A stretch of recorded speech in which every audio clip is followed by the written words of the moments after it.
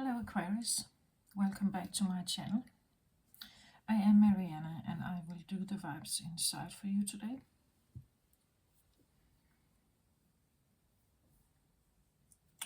So Aquarius, I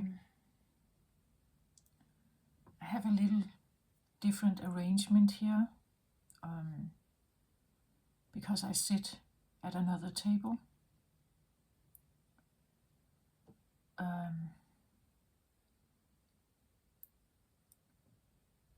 I set up my things here before I start, and somehow I feel like I had the words come in like, who am I?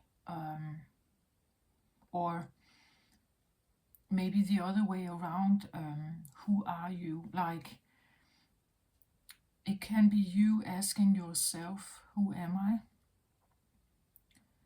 It can be others who look at you, or even people who know you, and it's like they're asking themselves, but who is this Aquarius actually? Either they don't recognize you, like you are different, you behave different, or they don't really know much about you, perhaps. They are curious. I feel a little more towards the first, though, that you are asking yourself, who am I? Really. When I was arranging everything here, I put my angel here, but somehow when I sat down and tuned in, it's like it felt big to me, like that, I don't know, maybe you're asking, like, asking God, or you are asking the universe, who am I? And the asking is also a part of it, the asking that, like, please guide me, right? Please guide me, God, or please guide me, universe. Who am I? This feeling that, again, I said that it's a different table, so I put a cloth on it today. It's almost like sitting at another table, or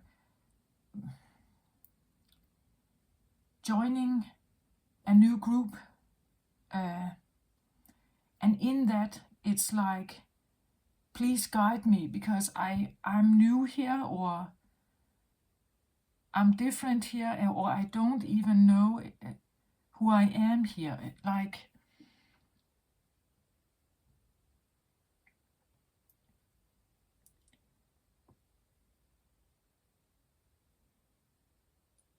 it's like, I don't know, but it feels a little bit like landing on another planet. And what is going on here is so different from anything else I've ever tried.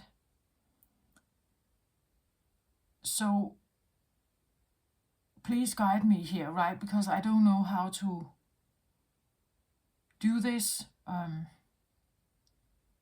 It could be that you are in a new situation. You literally sit at another table, or you got a new job, right? And you are sitting across another boss. The table is different, or the playground is different.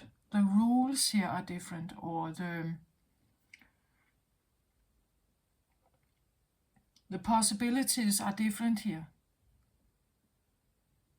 And I have this strong feeling of like asking for guidance. So whether from another person, or you ask, but it's like, it's something like this, or you're asking someone who represents something like this for you, like a priest, or maybe, I don't know, someone who is quite well,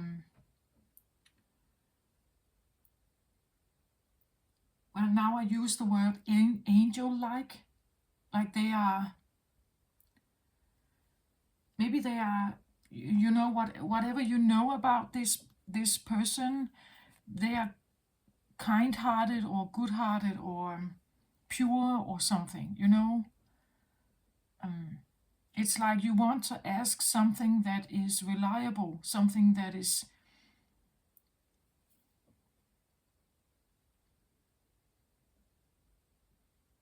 and good-hearted and good-natured and kind, and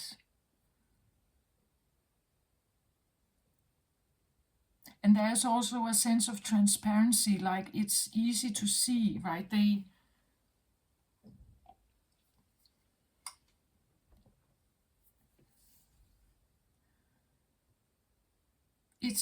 It's or easy to see, but it's what we expect of them.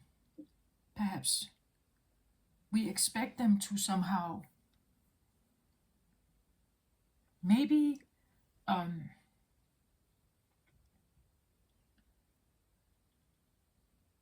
maybe it's someone, you know, like they would,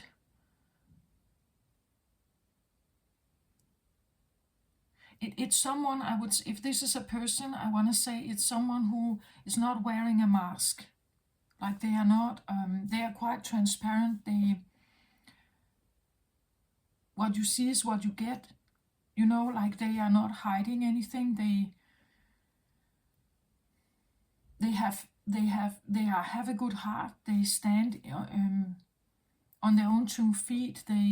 If you ask for an advice, you will get an honest one, right? You will get an honest one. I feel like they will not sugarcoat you or something. They will give you something clear and clean and honest, and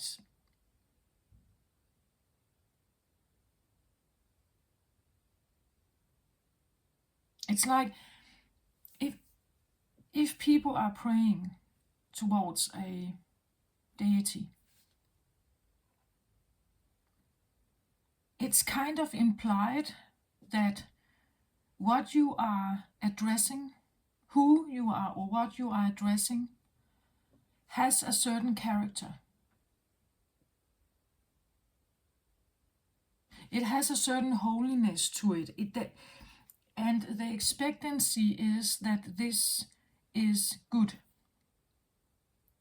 So whether you talk to God or Jesus, Mother Mary, Kuan Yin, Krishna, there is this understanding that if we are asking someone for help,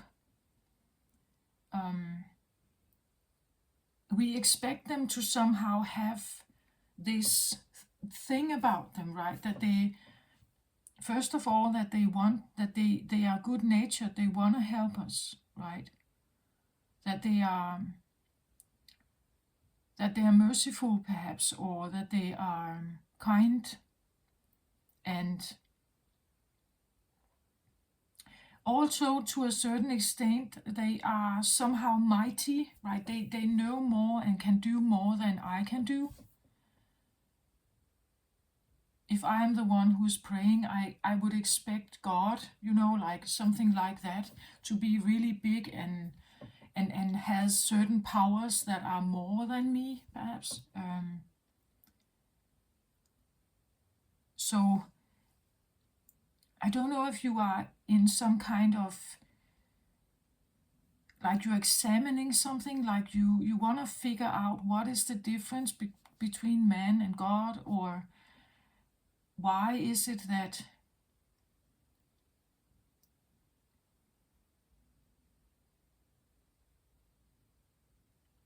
I get the feeling of searching for some kind of answer, and you may be addressing someone or something here.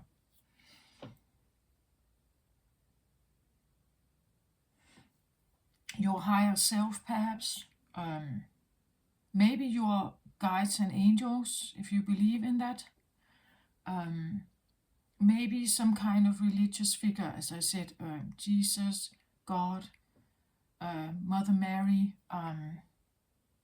others, Muhammad, Krishna, any Buddha, it can be anyone, right? I'm really not fanatic, or it's not like that. It's just that I feel there is a search for some kind of answer, or maybe just advice, like, I'm not quite sure about something, so please guide me. Please guide me, right? And for a fixed sign, Aquarius, maybe that is a big thing. Like asking someone for help can be a thing. It can also be that you are, if we talk about God here, or similar, addressing something that is not in form, like it's not a person. So you're speaking to something that has no form.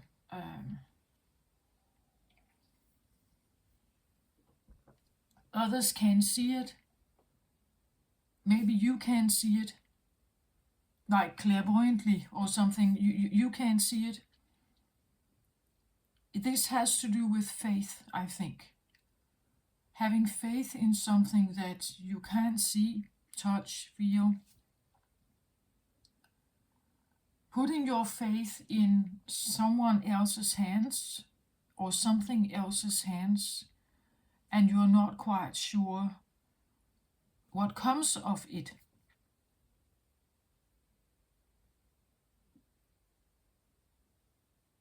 It feels like surrendering to something that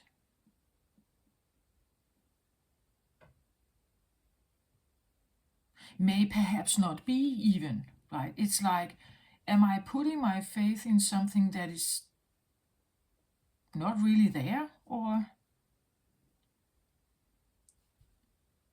am I putting my faith in something that is there, or isn't it there?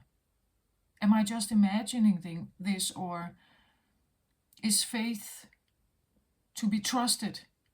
Yeah. Is faith to be trusted? Maybe you're having thoughts about that, like something like,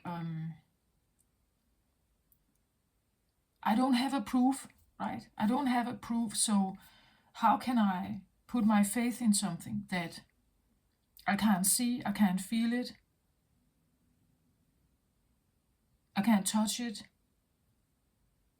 Why should I put my faith in that, right? There could be some questions here. But at the same time, I still have this lingering feeling of, but who am I? Like,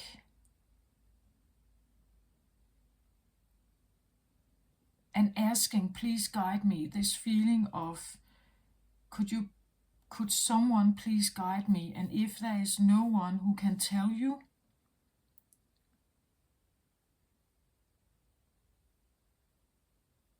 like I have been asked these questions many times by young people who are,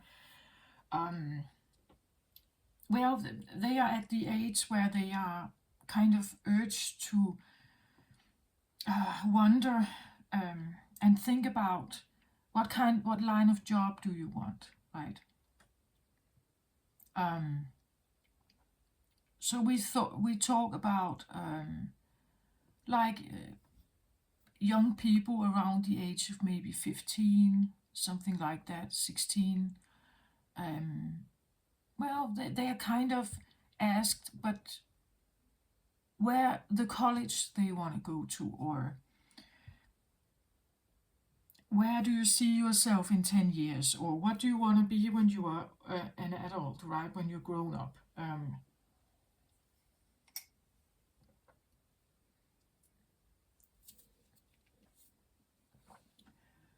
And the feeling that you're supposed to know somehow, right? That something should come up, something should reveal itself to you somehow. You know, I want to be, I like, I like, I like animals, right? Maybe I should be um, like a veterinarian, right? Or maybe I should work at the zoo, or you know, something like that. Or well, I like baking. I like baking cakes and bread and everything. Maybe I should become a baker, right? Maybe I should have a little bakery shop, and that would be what I want to do, right? And these young people, they are asked these questions, but I have heard many of them say, but I don't know what I want. I don't know where I'm supposed to fit in. I don't know it. I don't have the feeling of a passion, or I have no clue, actually. I'm not sure what I want to be, somehow. Because we need to be some kind of function. That's kind of implied, that we're supposed to have some kind of function.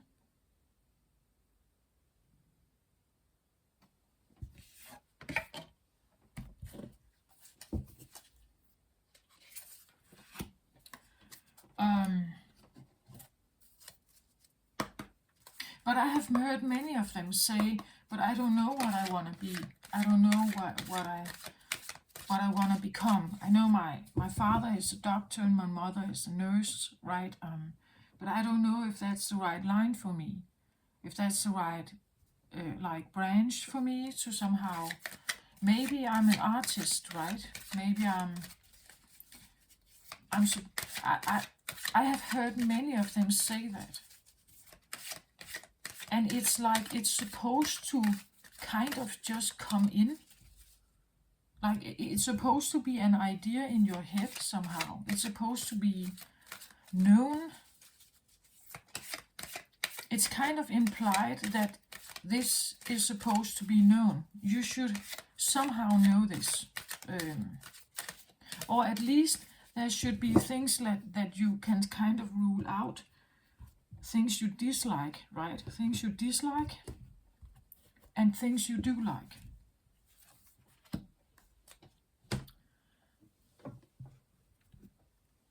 But even if you make that kind of assumption, even if you make that kind of little exercise with yourself, maybe you still don't know what you want to become. Because we must somehow become something. Do something. Work with something.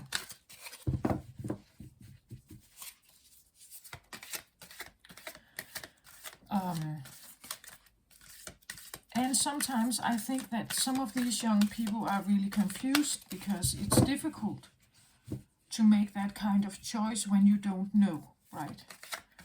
It's almost the same feeling. It's like I stand here and I'm supposed to make some kind of choice, or I'm asking myself, who am I?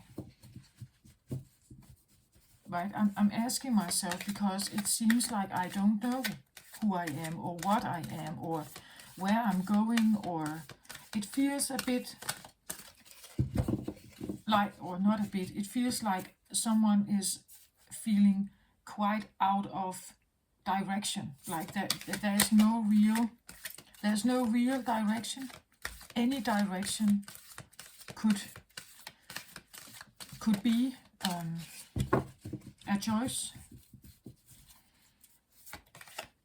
And you may be seeking answers, right? Maybe you are asking like your intuition, your guides around you. Maybe you are asking God, or you are asking a person who has this around them, you know, like you have somehow seen them like that, right? Maybe you know a person that is a bit like that, right? Maybe it's a priest, or maybe it's a person you have somehow you see them like that, like they are quite knowledgeable, right? They would give you a straight answer. They would not put a mask on. They are good-hearted. They have your best intentions at heart. They would protect you and make sure that you get on well. The things we hope we would get if we ask a good person, right? Something like that.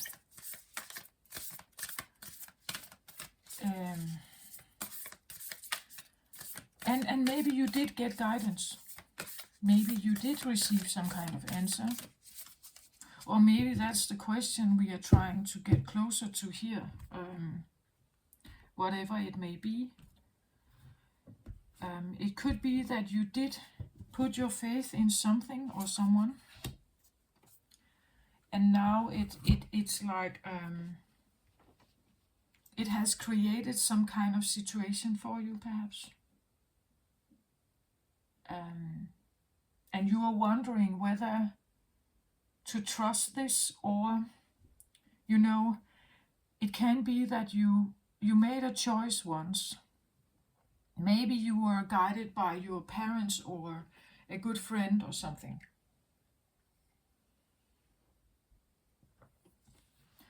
And you're second guessing that choice, perhaps, whether it's good for you or not.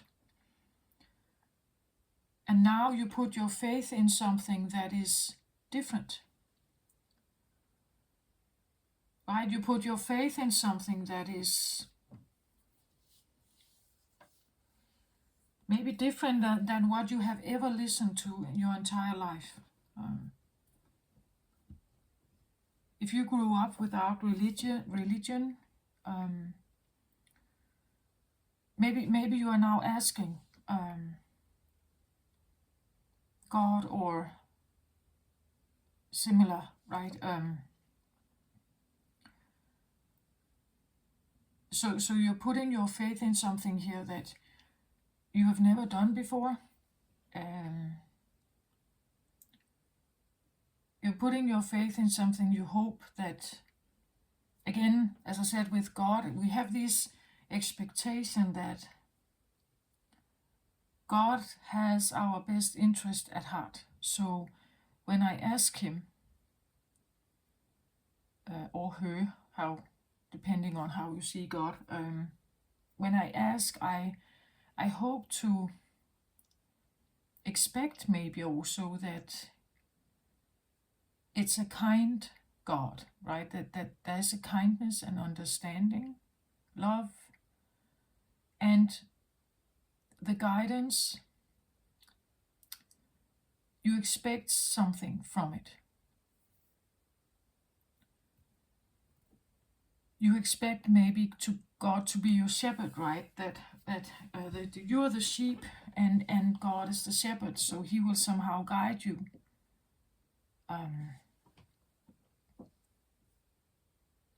Or he should be guiding me in the right direction, right? And maybe you are questioning that, maybe especially if you feel like your life has been terrible. Did he guide you? Do you feel that you have been guided?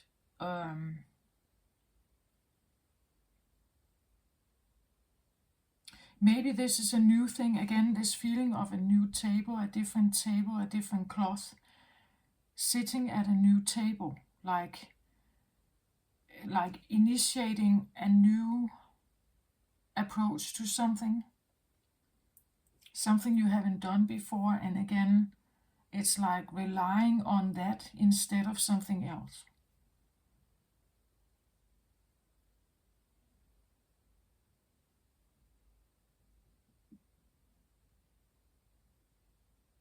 And maybe having, questions about it. What is it that I'm trying to rely on here? Because I haven't seen it, I haven't touched it, but it may be a feeling, right? It may be like an inkling, so you're following something that you may not have given that much regard to before, but you're doing it because there's something that kind of tells you you have to, or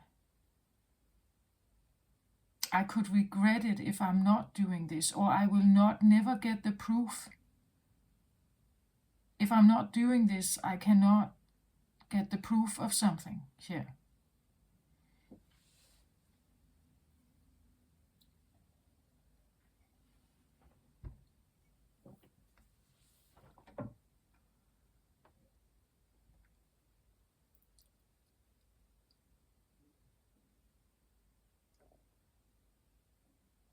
And there's this question, who am I really, perhaps? Like, who am I really? If I'm speaking to my higher self, perhaps here, who am I really? Or my soul, who am I really in there? Or the question, who are you? Like, if I'm speaking to my soul or my higher self, who am I? It could be, of course, that you have an encounter, that you see something, that suddenly something appears in a dream, or it feels like it's beside you or addressing you, speaking to you. And you may be wondering what this is.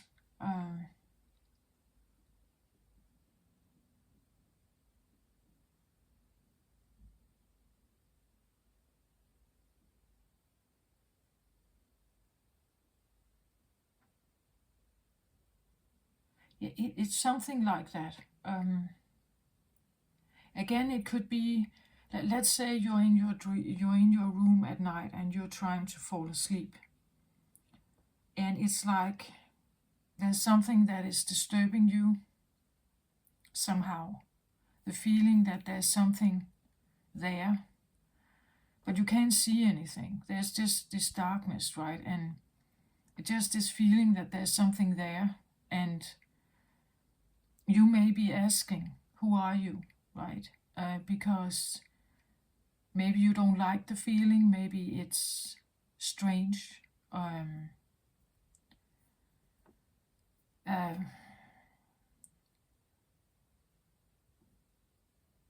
you are wondering, right? What is it? Maybe you're even asking yourself if you're going crazy, right? This feeling, what is, I feel something is here. But everything I've learned my entire life tells me that no, there's nothing here. I know the room is empty. Only I am here. You know, it's like when a child cries at night and the parents come in and they say there's a monster under my bed. And the parents turn on the light and they look under the bed and there's no monster. And they assure the child there's nothing there, you can go to sleep again, right? And because you have turned on the light and you have looked with a flashlight in every corner, behind any curtain and everything, there's nothing there. You assure the child there's nothing there and you can go to bed again. But still the child may feel this confusion, right? But why did I feel like that why did I feel like that then, right? Why did I feel like that then? Because other times I just fall asleep and there's nothing. But why did I feel like, if I haven't, watched a horror movie, or I haven't, if I haven't done that, something that could scare me, why is it that I feel like this tonight, or this particular night? Why do I feel like that? And I get confused when we have been looking when the light was turned on and there's nothing there. And I'm just saying, I don't know what it was, maybe. In my opinion, though, if you feel something is there, it could be. It doesn't have to be bad, though, right? It doesn't have to be bad. With this present, and I was very drawn to it. It felt like it became bigger and bigger somehow.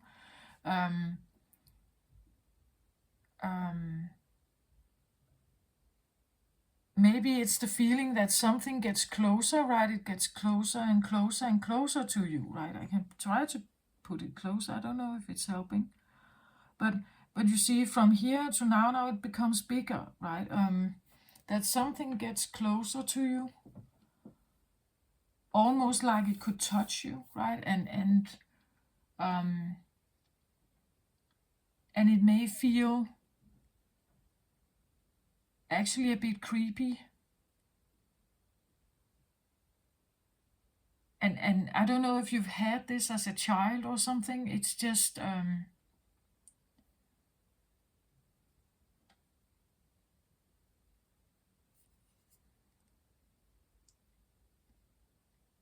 you could have some abilities, right? Perhaps you could, some psychic abilities that you can actually feel and touch, or feel the presence of something. You could even talk to it, perhaps. But it may feel scary, right? If you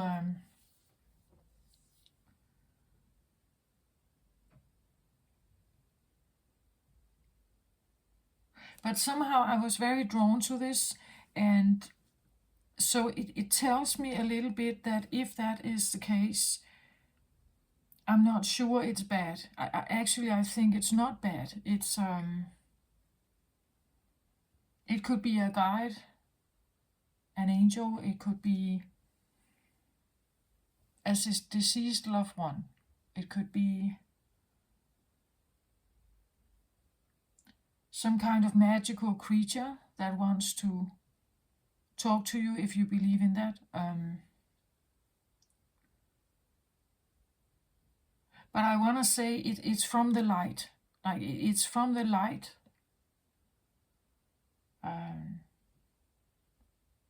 But again, depending on your experience of it, it may not have felt like that, right? Okay, I'm leaving that for now, because it doesn't have to be that feeling. It could be.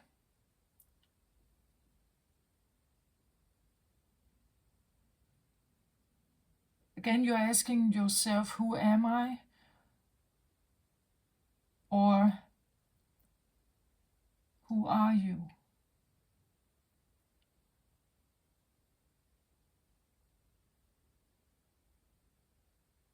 This is interesting. It's almost like a mirroring. Now I get a mirroring, like you are asking it, who are you? And it's asking you, who am I? Like, it's almost like it doesn't know. Like, it doesn't know what it is.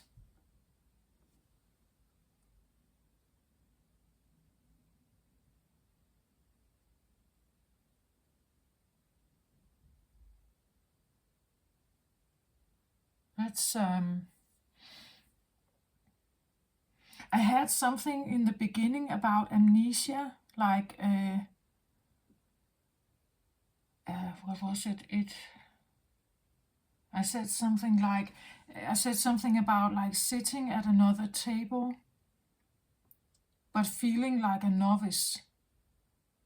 Like, I've landed on this planet, and now it's like I don't know how to do this. I don't know how to be here. I said that in the beginning.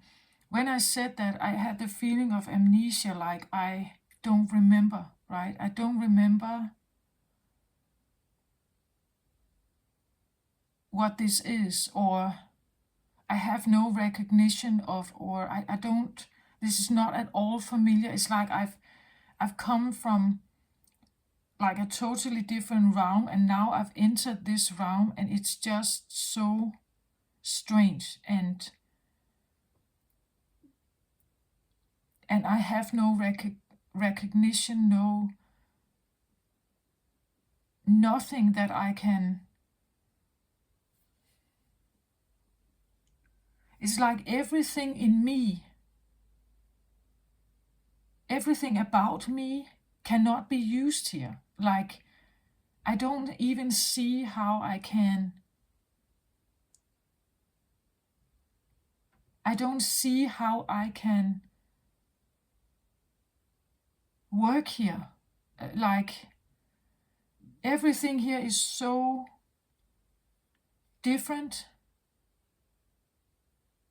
And I'm scanning my brain, right? Again, this feeling, I don't know who I am. I don't know how, which kind of work am I supposed to do here? And it's like there's nothing, like this feeling of amnesia. Nothing is coming through.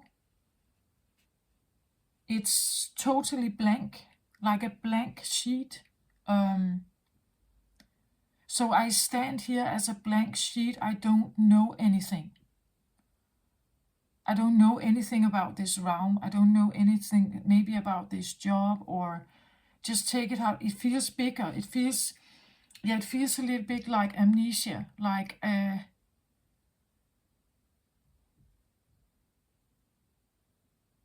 but it's almost like it's both of you. Like, you are not remembering. You don't know.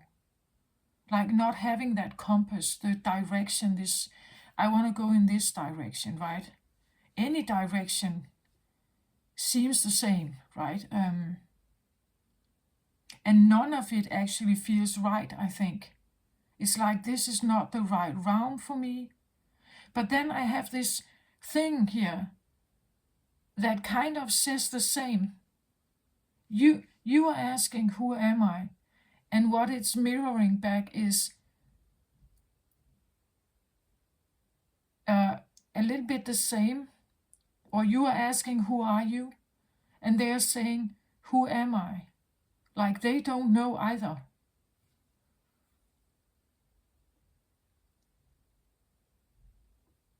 But that could be the law of attraction, this feeling that what you are focusing on, you will have more of. So if you focus on this idea, I don't know who I am, I don't know what I want, I don't know who I have no recognition, I don't, this feels unfamiliar, this is strange, this is, the universe gives you that back. It will give you, the universe will say, oh, here we have someone who is very occupied with the idea that they don't know who they are, they have no recognition, no recollection, what's that called? No memory, right? That they have amnesia, they don't recollect anything, there's nothing. So this is what they are mirroring back. They're not giving you an answer, because that's what you send out. I have amnesia, I don't remember, I don't recall, I don't know who I am. So the universe says, okay, we send you that then. We send you that. We send you some of this.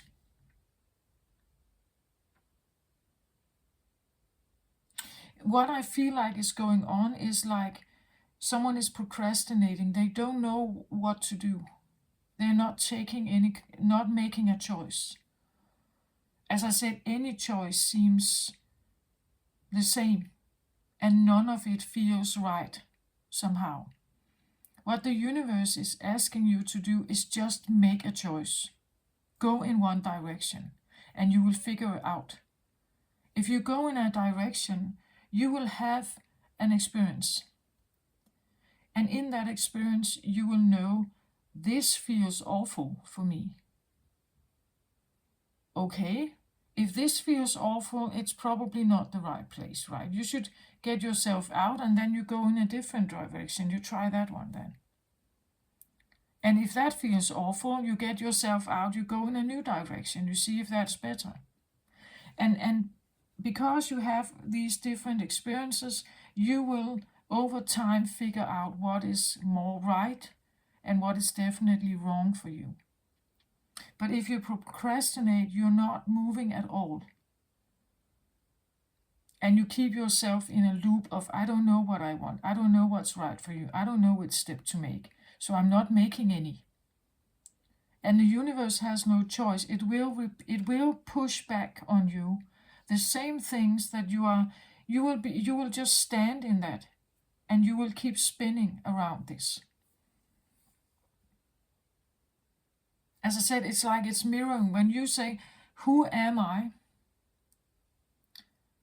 The universe is pushing that right back to you.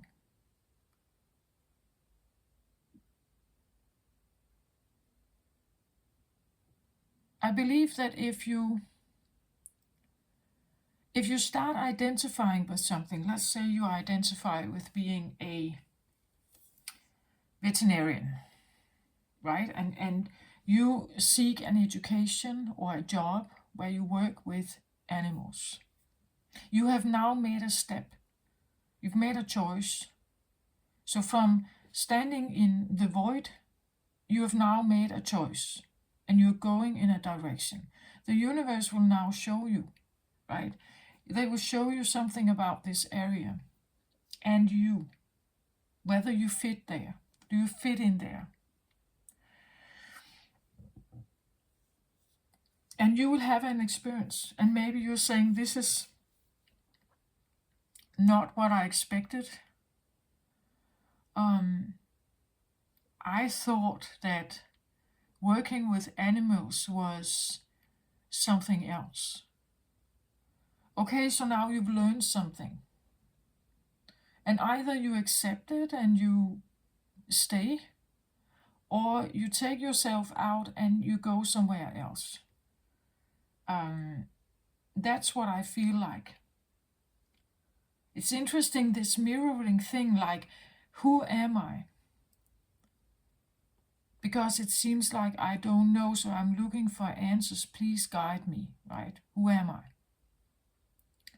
And it may feel like there's no response, or you get the exact same thing back. Maybe people around you are literally asking, who are you? Like, they're asking you. The manifestation of the outer manifestation of this could be that people are either avoiding you, you're kind of invisible to them, or they're literally asking you, who are you? I don't know anything about you. What's your name? Like something like that. It's that kind of situation, I think.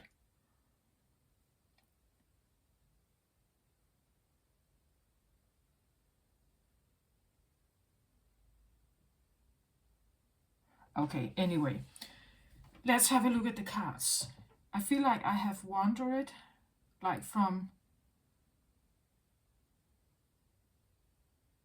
I have touched upon different scenarios here. Like an extraterrestrial encounter, this feeling, or you are asking bigger questions about yourself and the universe, faith. I've already wondered in my way of interpreting this. Maybe you are wondering also in your thoughts here. Let's have some cards out here.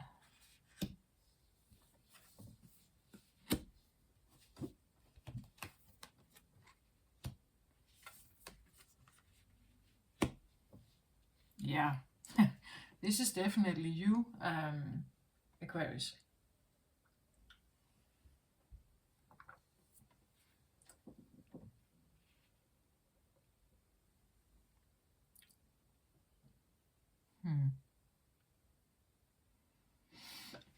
So I'm just turning the cards, you can see them.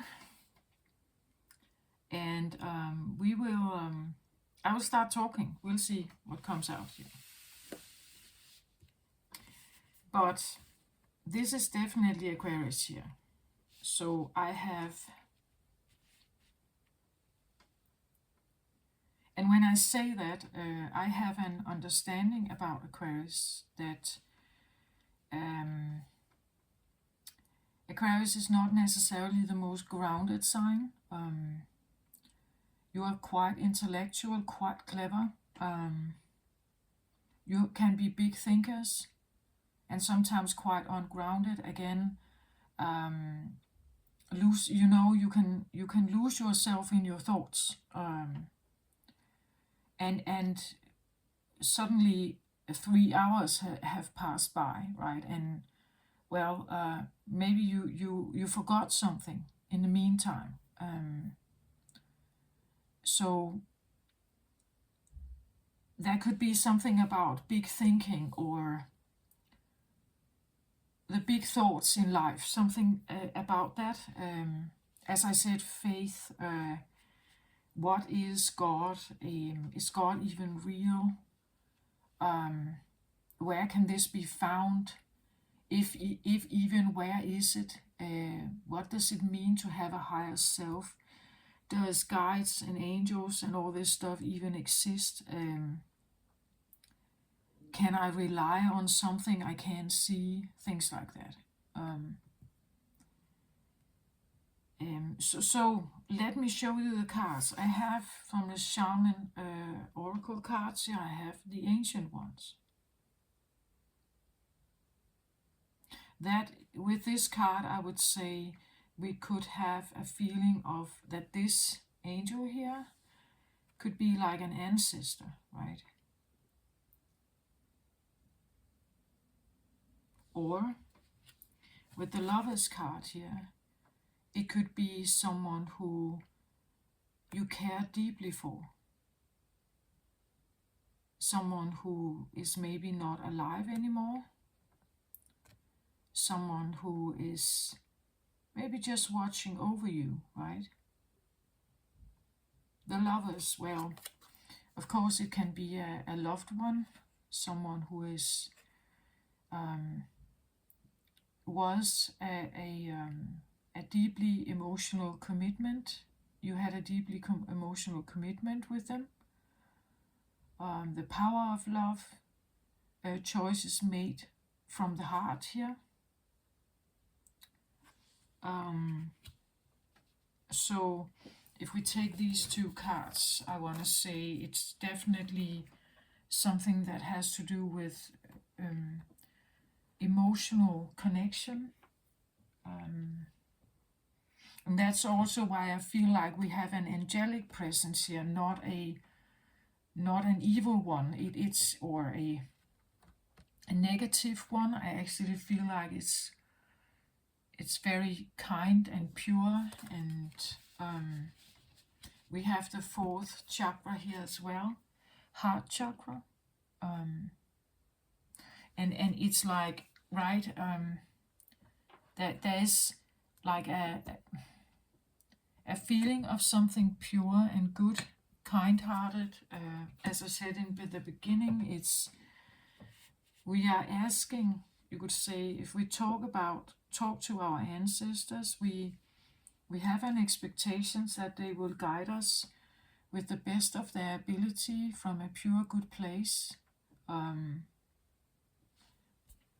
The next card here is the Sound of the Universe. Again, it's a cosmic relationship, like that we are speaking to the cosmic realm, asking perhaps for help here, for something to show itself, come in as a loving guidance.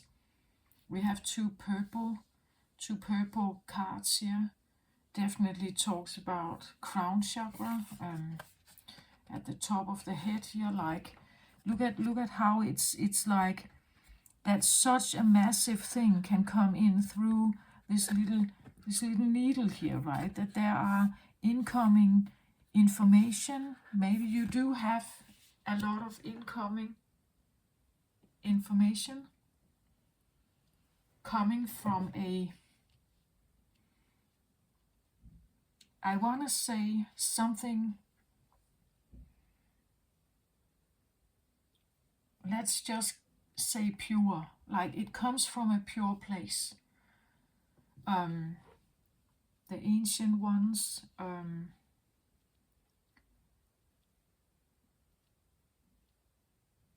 The ancient ones, for me, can talk about ancestors, but it can also talk about that there's more than one here. Like, maybe there's more than one realm, spiritual realm, if we talk about multiverses and any kind of physical realm that has not been explored yet. Physicists talk about the quantum field as a new thing, and or maybe not a new thing, but they are kind of exploring it. But I want to say this can be something that have not even been discovered yet. As I said, it felt like a bit like you have dropped through time or realms here, right? And like there's nothing here that feels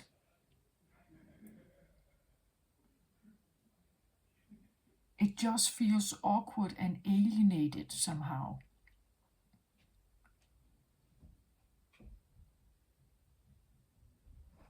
Or whatever this is, it feels strange to you.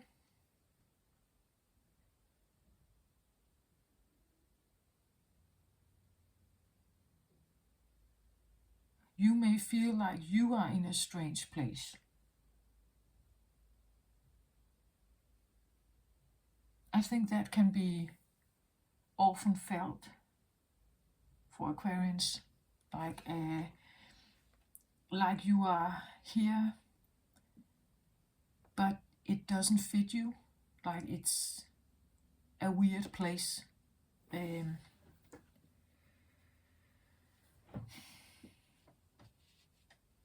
Maybe it's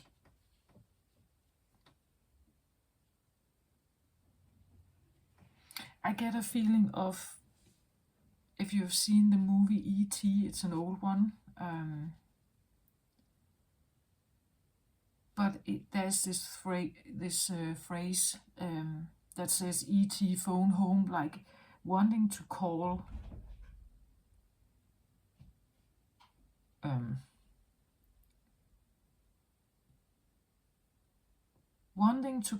home. You know,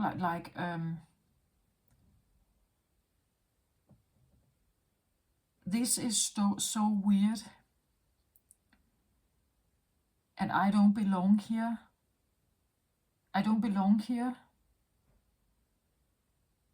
Like, I want to call my real place, family, where I do belong. So I want to call through the unit. I'm sending out a phone call here.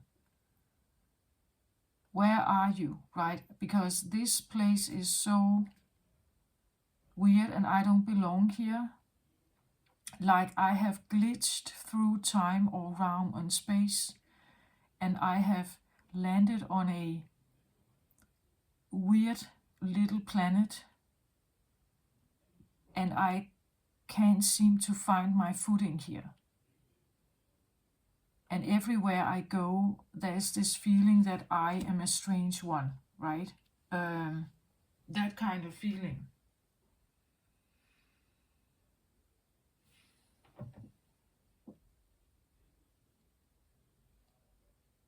And again, this feeling of amnesia, it's like I'm supposed to be here with maybe some kind of purpose or passion, but it's like it's blank. I have no memory. So I'm calling home. I'm trying to use maybe, like some your crown chakra to call towards those that do love you, right? Those who care, who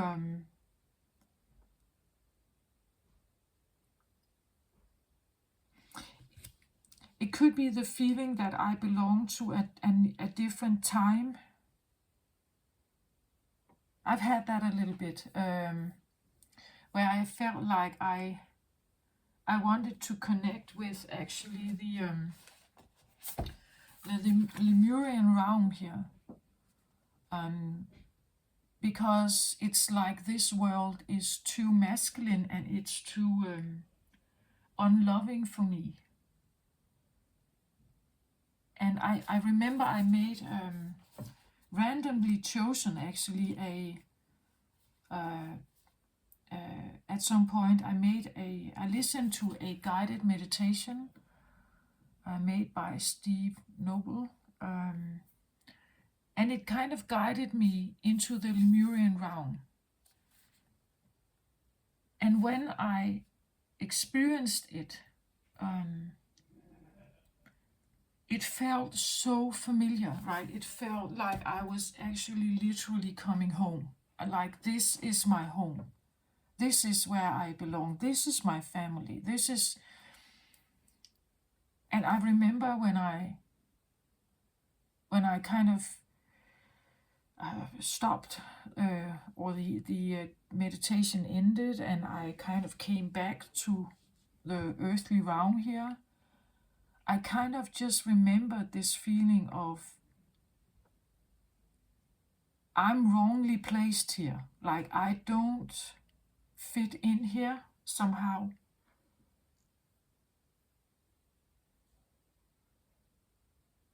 You know, like, it's a bit like I must have crash landed here somehow with my alien spaceship, because this is so weird. This is not for me. Like, this is not for me.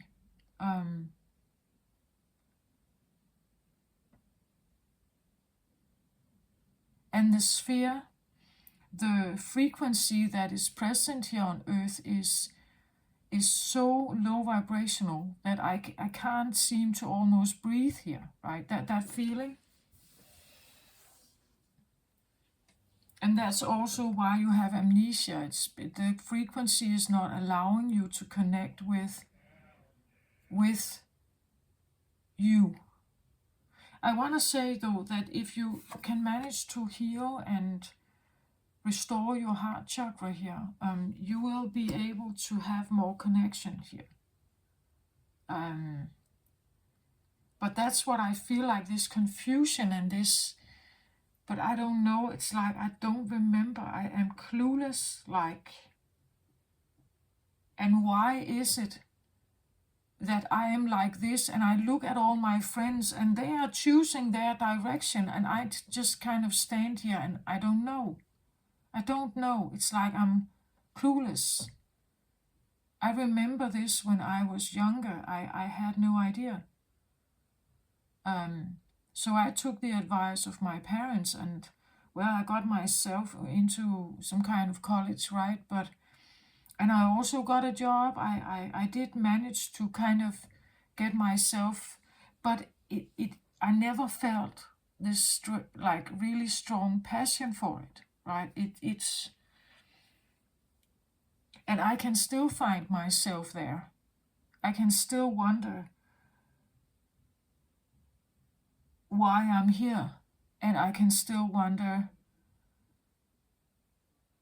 if I'll ever know. Like, if I will I ever know exactly, right? So you see, there's something about, if that's you, I want to say, you simply have to do something. You have to try something, and you will somehow feel or know whether it's good for you or not. So to navigate the human realm or the earthly realm is a matter of trying, having an experience, interpret it, feel into it, and if it doesn't fit you, get out of it. Right? It's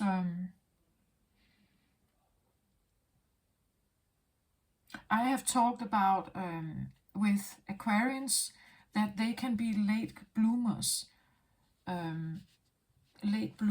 right? Like they take their time, or time simply passes, where they are not sure, that there's no strong, like, yes, this is me, that's it, this is me, right?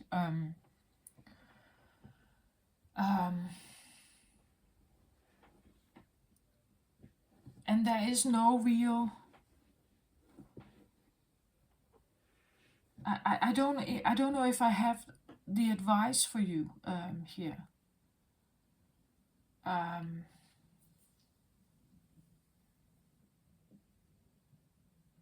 I listened once to an astrologer. He has changed his name back now. He's called Adam Ellendash on YouTube. Here he has an astrology channel, and on the his website is Nightlight Astrology. I've mentioned him before, but he talked about like some of the ancient myths that has to do with Aquarius.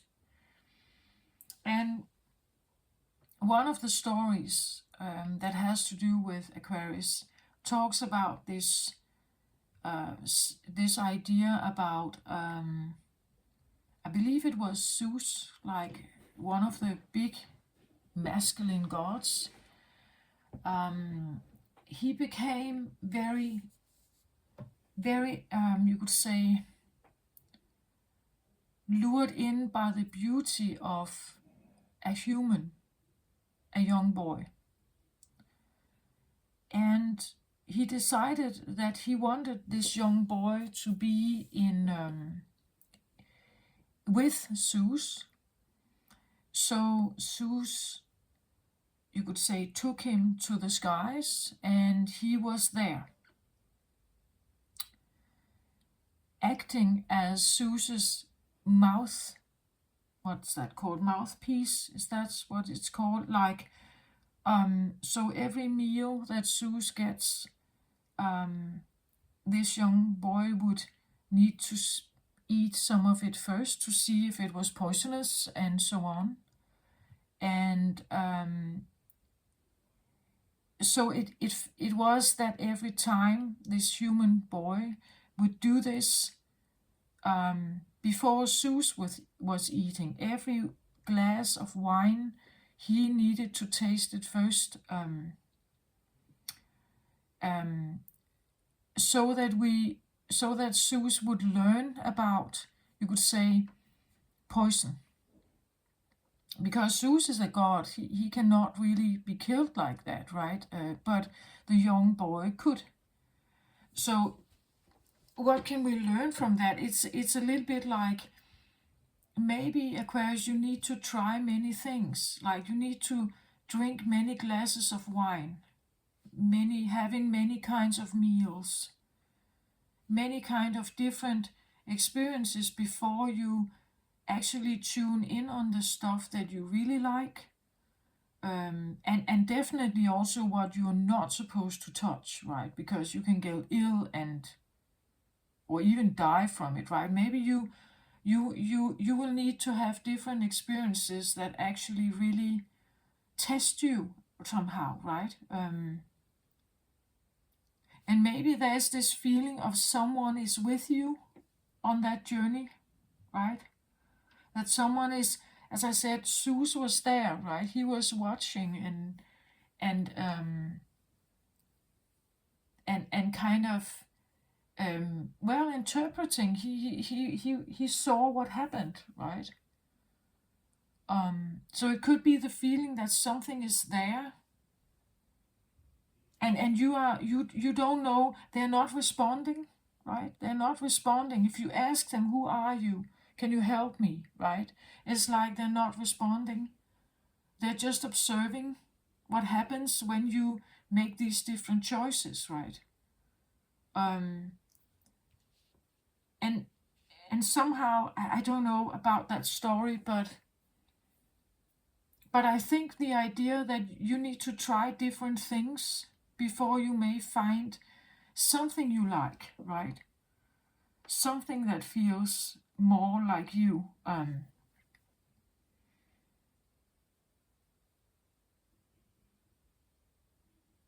And I actually think who is around you here, they have a lot of love for you. Like, I would say it's a declaration of love here.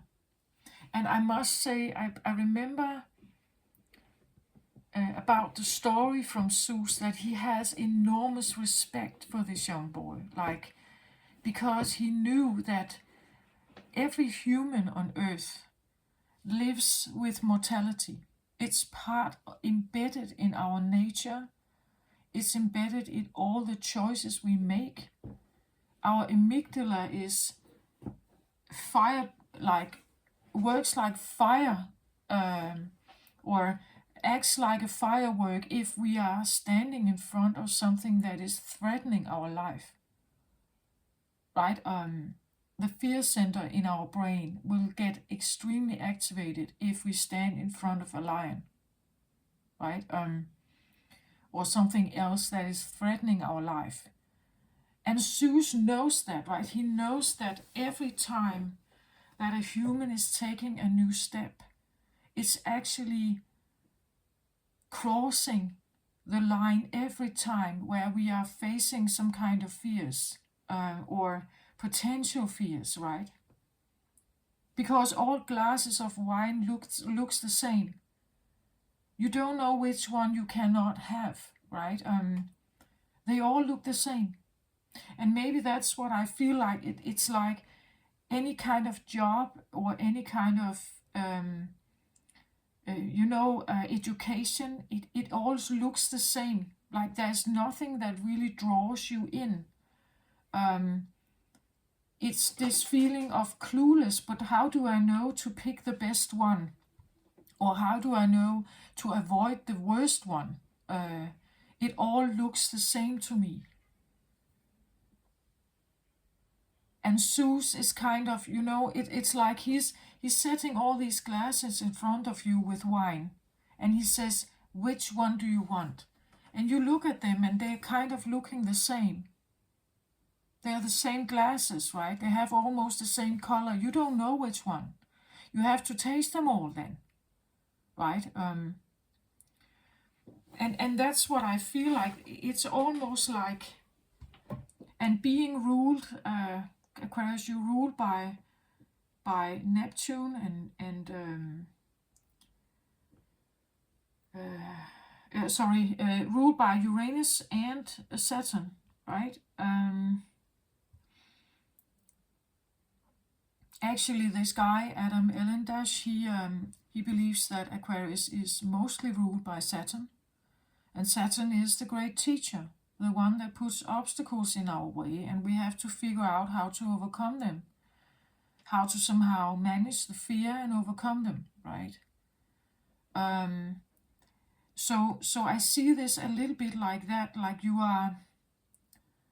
may stand here and just have this feeling, I don't know who I am. I don't know which way to go. It all seems the same. I can't seem to see like the difference. I can't see the difference of it. I can't see the difference of it. It all seems the same. No matter what I try, it seems the same. I can't seem to find this passionate thing that I really that really hooks me in somehow.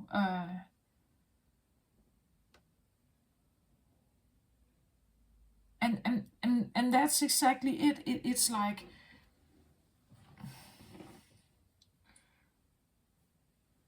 you may need to try some of them, right?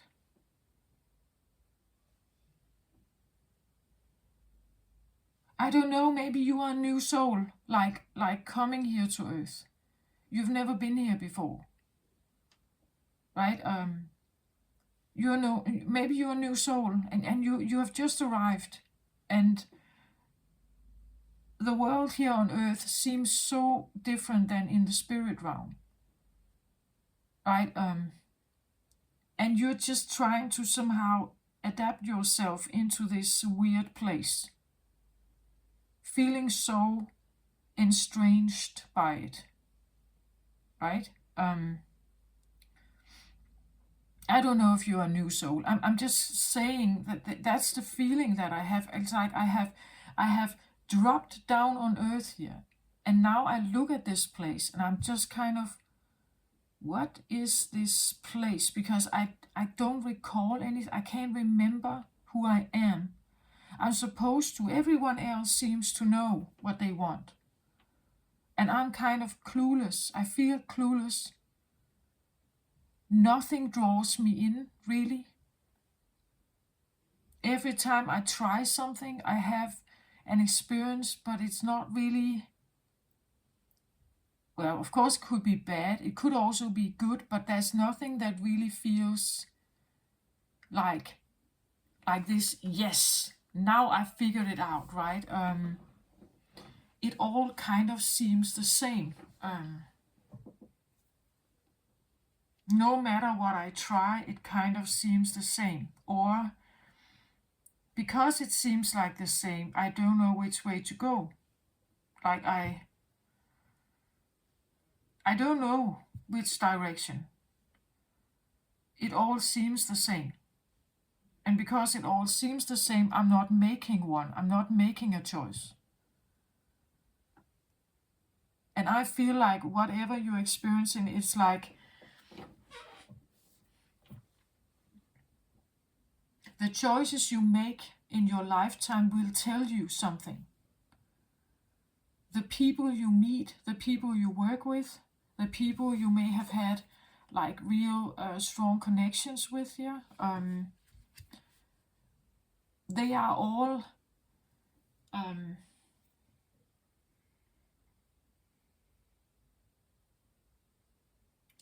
well, they are all, you could say,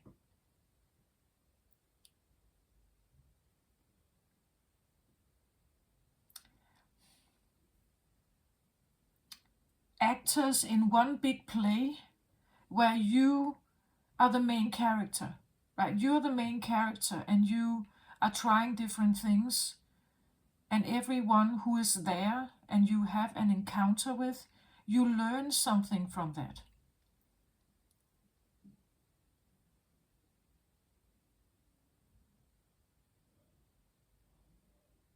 Sometimes I have actually been wondering if all people who are here on earth are supposed to be doers. Like sometimes I have been thinking about this idea that what if you are a soul that incarnates here simply to observe human behavior? What if you are that kind of soul? If you are here to observe human behavior and, take notes and remember that and take it back to your Akashic record,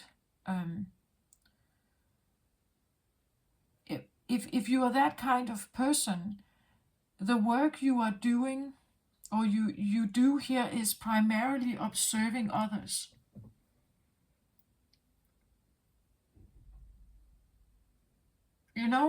Like it could be like someone who becomes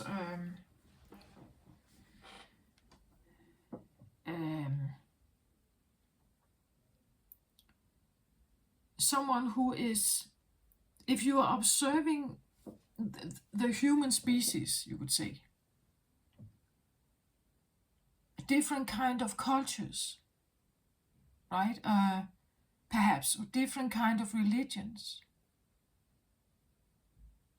And what kind of expression does it have around the world?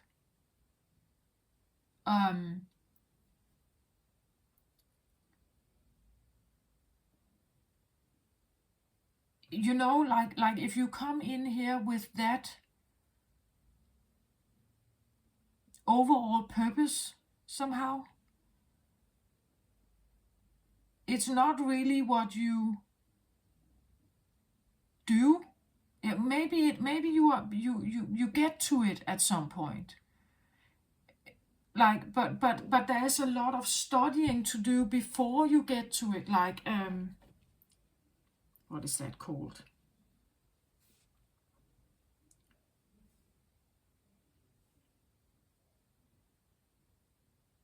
So to be able to be, let's say,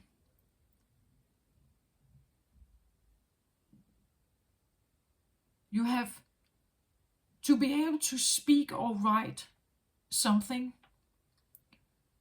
about the human race, you must have studied it, right? You must study something, observing it.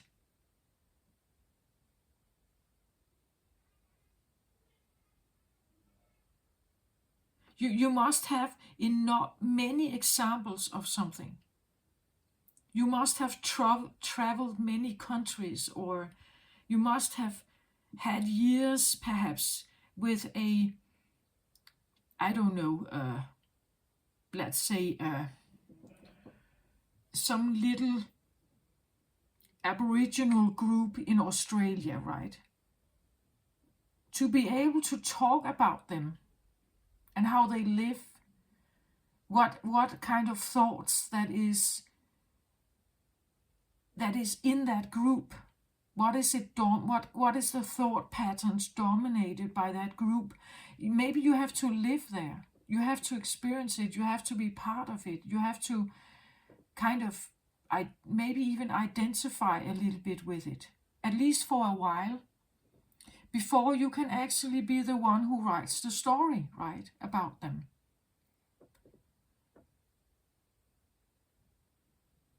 So it's like you can't really speak about the cake if you haven't tried to taste it. So to speak about human life on earth, or different kind of work situations, you may need to try them, right? So let's say you have educated yourself to become a doctor. Okay, but there are many different kinds of areas within the medical field. To be able to find the right one for you, maybe you need to, like, maybe you try being a surgeon. Maybe you try become a, I don't know, working with radioactive treatments like cancer treatments, right? Maybe you work with certain deformations, or um, different specialized treatment for certain patients that are very different. Maybe you are into DNA research, right? So you need to try different things to find out most about this area before you can actually maybe choose which one you like best, but also maybe, you have had many observations. Each of them gives you a specific knowledge. And you are an air sign, the oldest one. So it wouldn't even, like, I would say,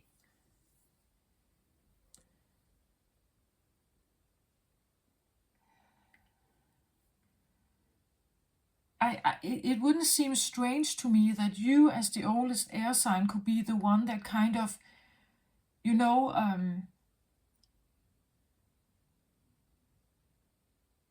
gathers the knowledge,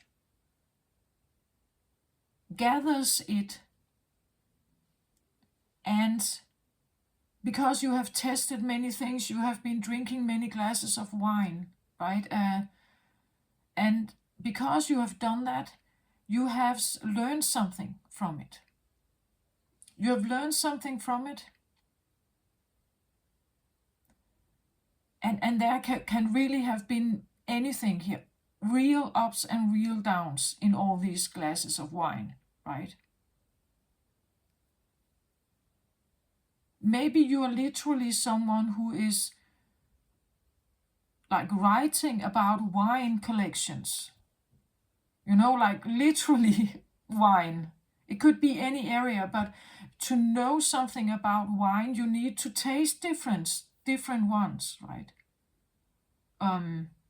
Otherwise, you only know something about this wine, not like a very broad understanding about an area.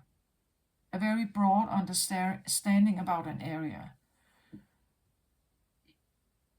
To be able to master that, or to become an expert, or to become very knowledgeable about it, you need to know something about all of it. And you can't get to that point unless you get out of the procrastination, perhaps. You need to start somewhere. And maybe this is a gentle push from your spirits here, that do something. Just try to do something. It's very loving. This is very, very caring and very loving. I actually feel like it's very supportive. As I said, it's the angel. It's definitely benefic. It's not at all bad, or if you have an encounter in your bedroom, as I said, I want you to know that it's not here to hurt you. I want to say it's not here to hurt you. It's and if you have that feeling, you should definitely call in for help. Maybe that's also what you're doing. Like you are asking, like, the love of the universe to come in, right? If you have like really creepy, bad feelings at night,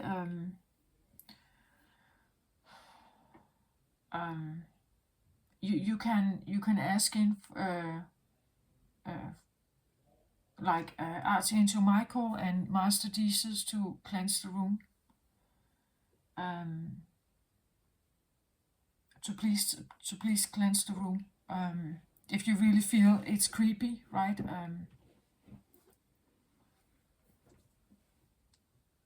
But what I feel like here is very benefic. It's beautiful. It's caring.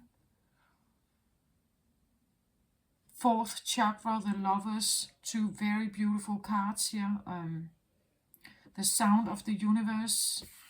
That there's something.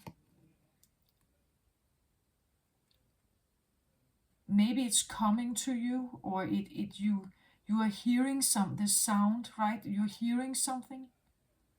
Maybe you receive telepathic communication, or maybe you are wishing that you could, like as the ET phone home card, like this. I want to call those who are my people, right? Or I want to call my family here, my real family, or my real planet, or something. I want to call them. Maybe you have telepathy with them here. The sound here of the universe. Maybe you have telepathy with something here. Something that comes from a different place. But it comes with love here, right? And the ancient ones, so this can be ancestors, right? Knowledge. And the fourth chakra, again, beautiful, beautiful card here. I feel there's a lot of, I want to say, protection and love and support here. A lot of support. Understanding, perhaps. I don't know. I had this feeling of like loneliness and feeling different and feeling you can't fit in, and it's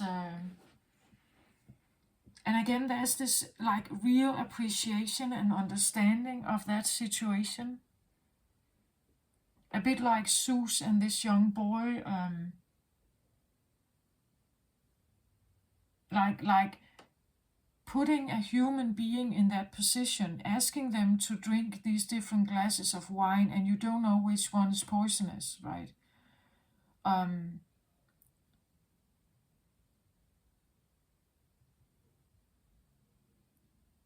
It's like knowing that the human race lives with mortality as one of our as a fear factor.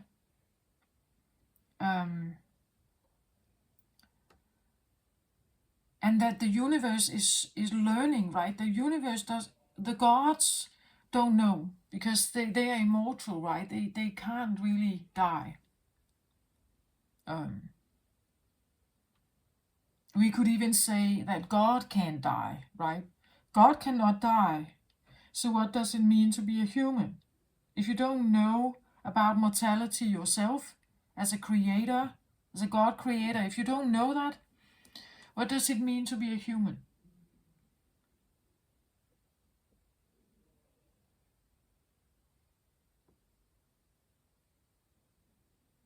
And then you could say there is a lot of respect for that, like really understanding that it's, for some people, the mortality aspect is present every single day. By the living standard they have on earth. If they are starving, or the work they do is very dangerous. So sometimes there's like, and that's why I feel the Saturn presence also here for you, Aquarius, like these life tests that kind of are here to really challenge your intellect. I know that some Aquarians are very drawn to the cosmic realm, like there's more future-oriented than past-oriented, right? More future-oriented, new solutions, new ways of thinking.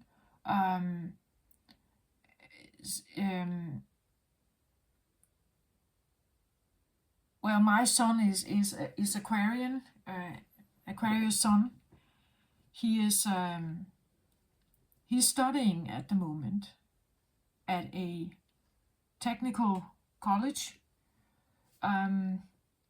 He's saying already that whatever I'm learning now is actually already obsolete.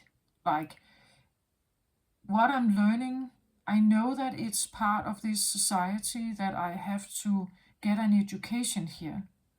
But what I'm learning is already obsolete. Like, he already has an awareness that what I'm doing is not a waste of time, but it's not the cutting edge. Like, that's what he's saying.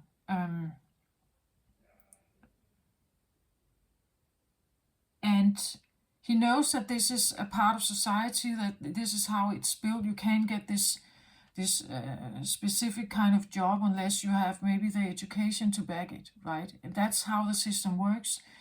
But he has an awareness that some of the stuff he's learning is, I think in his eyes, a waste of time, but not all of it. And because he doesn't know yet which is obsolete, he accepts it. But he has that overall thinking.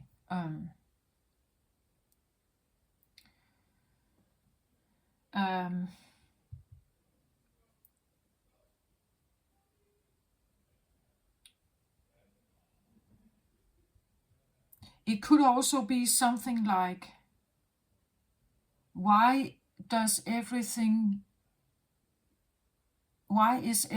so slow here, right? To make a change in society, you need 100 years or something like that, right? It's, why is it so slow to change?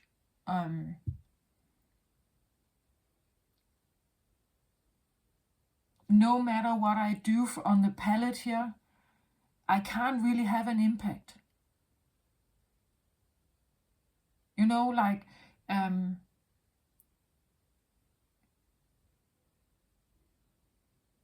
yeah, it's something like that. I think there's a lot of like love here and understanding actually. Maybe you are impatient. Like maybe you don't know. There's this feeling I should be doing something. I just don't know what it is. It's like there is no inkling. No, like it all seems the same.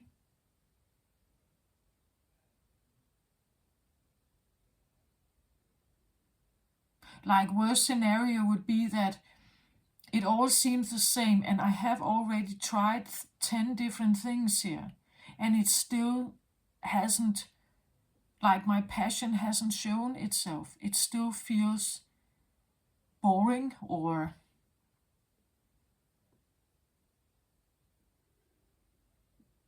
all experience came with the same kind of negative experience perhaps. There could be this feeling of I kind of give up. I don't know. I have already tried this and it doesn't seem to work out somehow. I'm still in the same place. Or let's say you have tried different jobs and in between every job you were unemployed for a period of time and now you find yourself being unemployed again. And you kind of asking yourself, what's the point of it? Like, it all seems like it's the same. What's the point of it? What's the point of being here, right? Why am I here? Who am I? There must be a different thing that I haven't tried yet.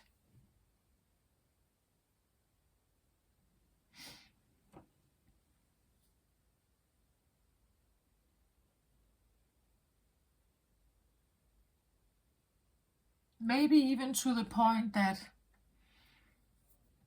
you're I don't hope you're depressed, but you know, like I can't see the point of it. I really can't see it. I've tried different ways, different things, and even if I have tried to do this, even if I've tried to build, you know, I took one education and then I took another, and it was supposed to bring me somewhere. It was supposed to give me a certain job or something. But I still am in the same place. You know, like it's like no matter what I try, it's the same. I end up being in the same place. So it's, yeah, I'm lost. It's like I'm just lost. Or like I'm a lost case, you know? Like E.T., he was left. I believe the story was something like the E.T. people visited Earth but needed to leave in a rush and he was left behind. That kind of feeling that I'm kind of left behind,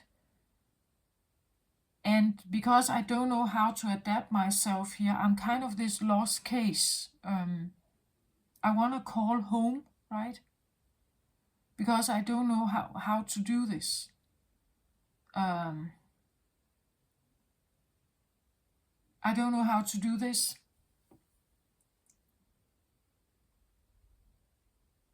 It seems like no matter what I try, it's the same. I never really get anywhere.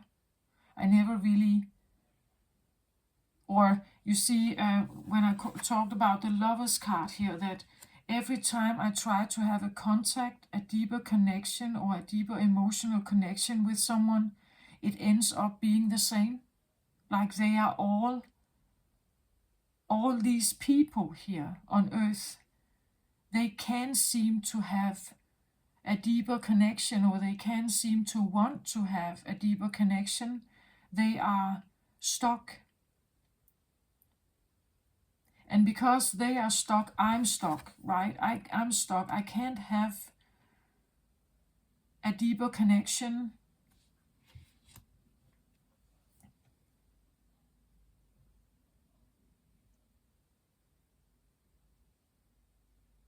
They are all the same.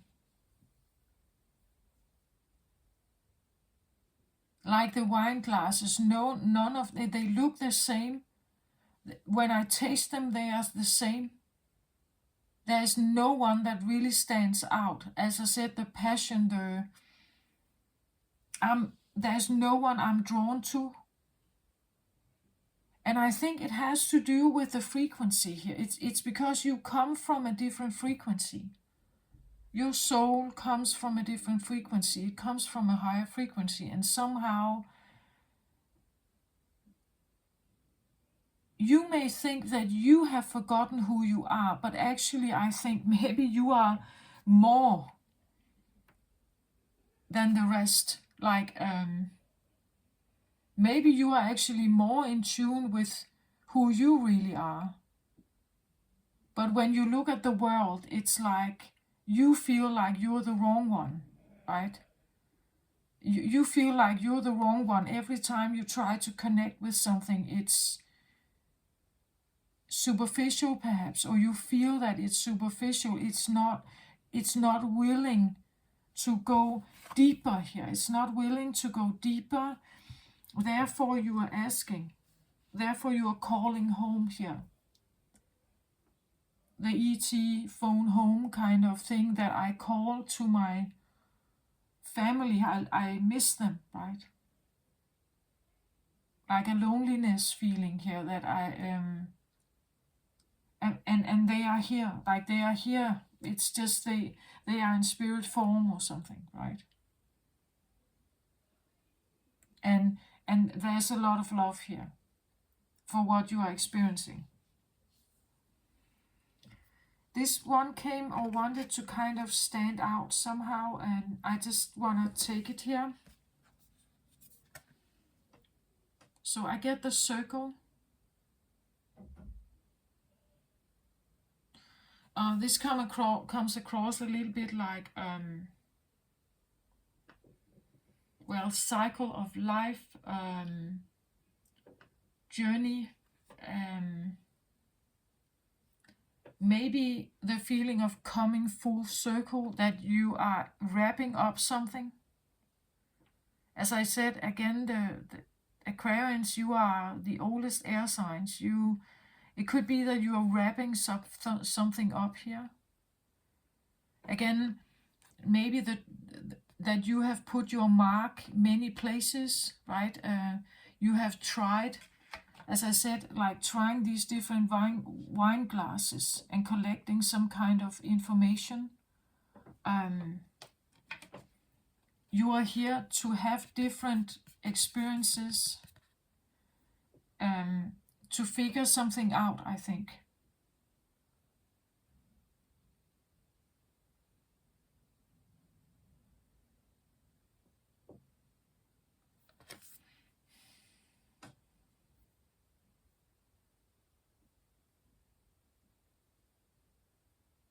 Let me just have a look in the book here about the cycle.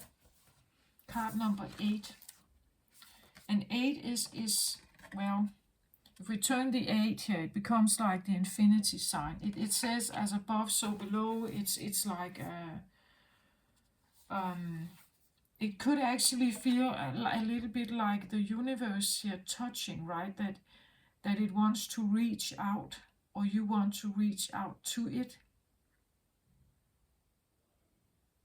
That there are several hands here that wants to touch, like let you know that you may not be alone, right? That but again, having this feeling of amnesia, I don't remember, right? And that happens when we incarnate, right? It's like a brainwash. We don't, if you are a spirit, and you are a starseed, or you come, or you originate from somewhere else. You don't remember when you incarnate as a baby. You don't remember. So this talks about unification, interconnectedness, and a sense of continuum is what this card implies. The cycle reminds us we are all one, dancers in a unified, continuous, inclusive cycle. This card reminds us of the cycles of life and the evolving self, ever-changing and always connected. Human spirit, nature, the cosmos, all intrinsically connected. When the card appears, it reminds you that you are connected to everything and everyone, including to spirit. Spirit's essence beats in your heart and inspires you to co-create your world, knowing that you count, that you have purpose in this world. Imagine even a smile to a stranger can change the course of a life. When the cycle invites you to dance in the sacred steps of life, know that your work, your love, your service brings greater value than you can know. Stay the course, keep dancing, and all will be well. When the cycle comes as your medicine, you are meant to come to an understanding of the importance of decay and letting go, the importance of dying to an old form and being being reborn anew. If you are faced with the challenge of loss or disappointment, remember this. In the cycle of life, nothing is everlasting or wasted. Nothing is ever wasted. Love will seek itself again. Prosperity will come from a new idea or opportunity, and spirit always waits for you to find your place in the dance again. Yeah. I think that someone here could be depressed or really procrastinating and standing in this feeling of, but it doesn't matter what I'm doing. It doesn't matter. It's like I get disappointed, or I every time I try something, I get disappointed. And sad. I become sad and disappointed, right?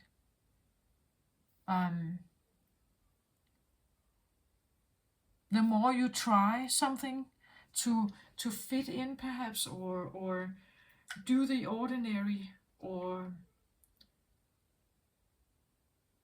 it's not really working for you, I think.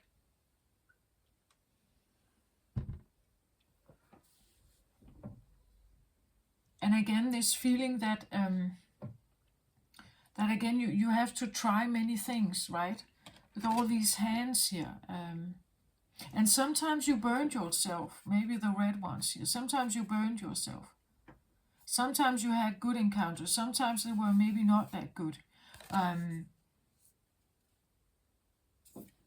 But it's all part of a great learning curve. And sometimes, I wouldn't say you're a librarian, Aquarius. You are more like, what is that called?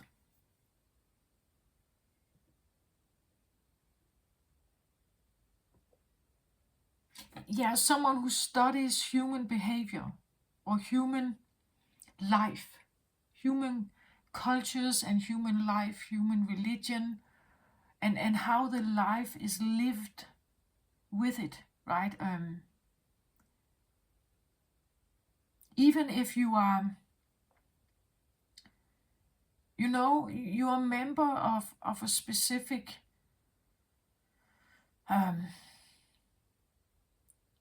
like, maybe it's not that big, like, the entire earth. Maybe you're not studying all of it. Maybe it's a specific thing that you have kind of put your attention on, and within that field you're gathering certain information.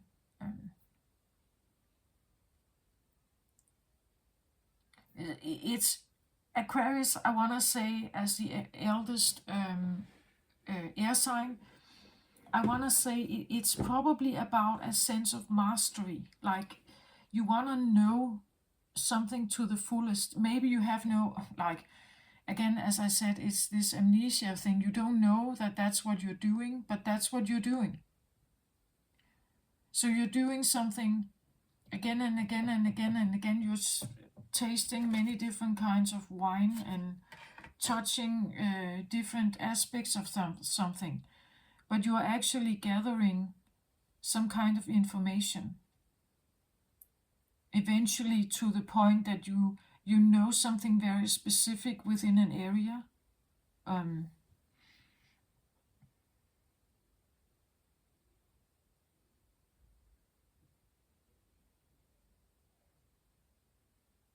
And it can be small, like I don't know.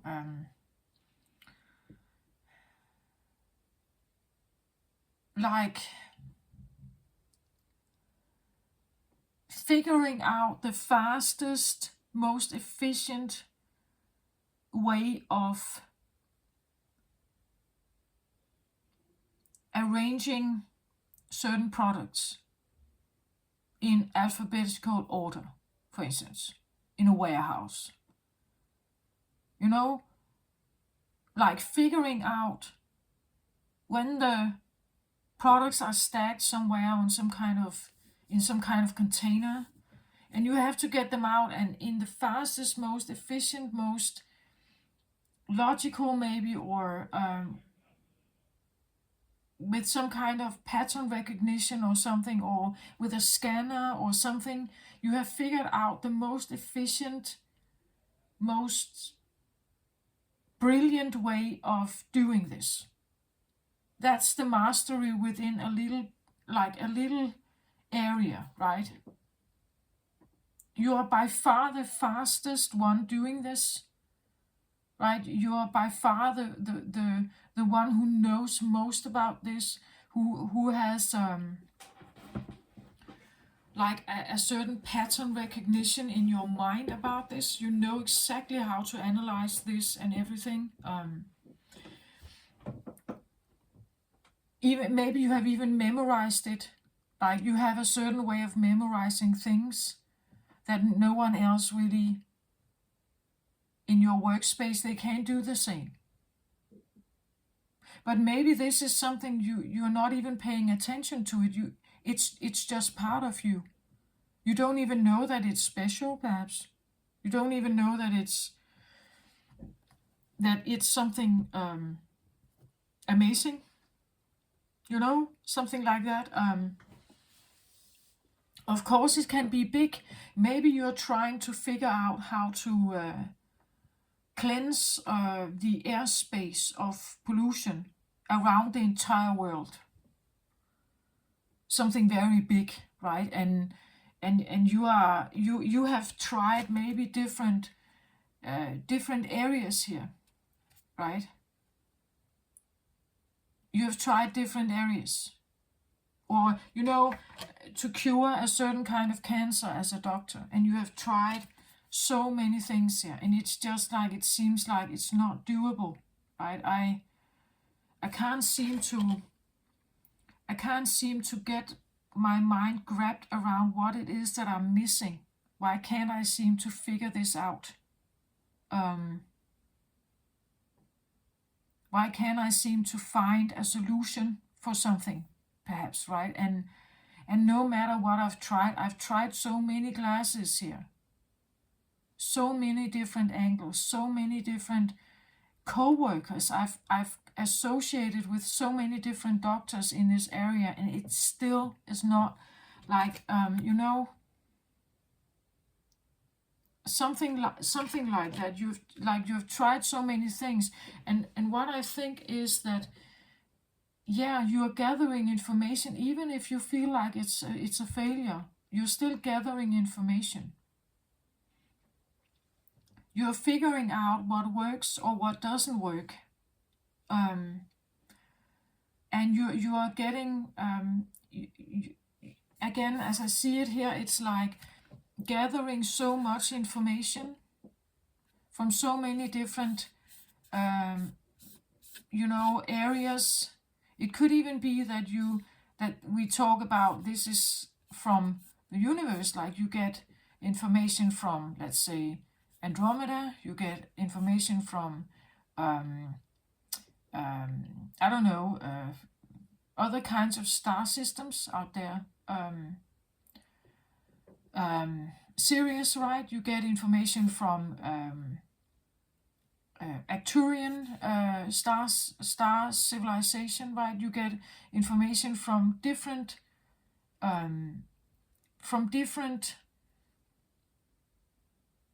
family, maybe different family here somehow. Maybe you have a unique ability to actually tap into many of these here. Ancient ones is plural, right? That you may have an ability to have some kind of insight, and it allows you to see the world in a very specific way, but it's also a way that not many people here on Earth can follow. Like they don't get it, like, and they don't necessarily understand where you get your information from, right?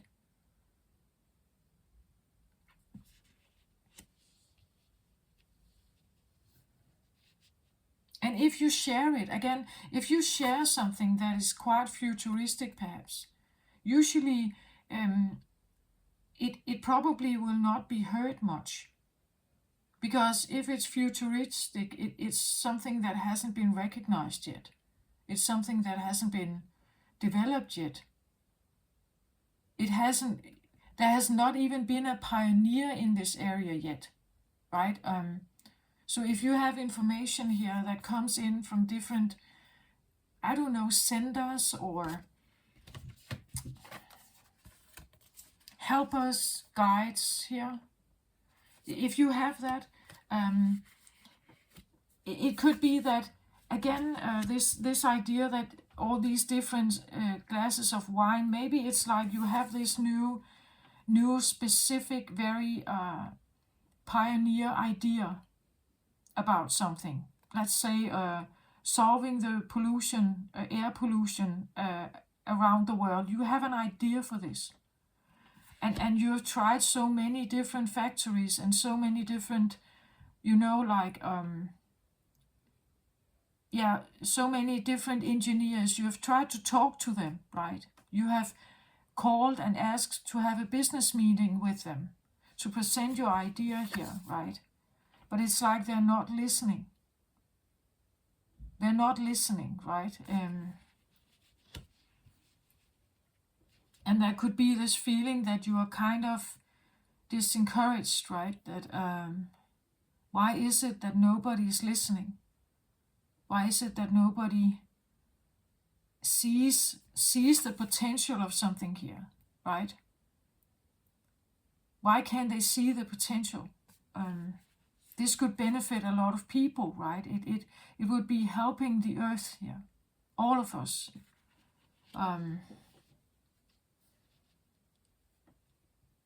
And again, maybe you have had a handshake with many people here, but it never really got. Your idea was never really,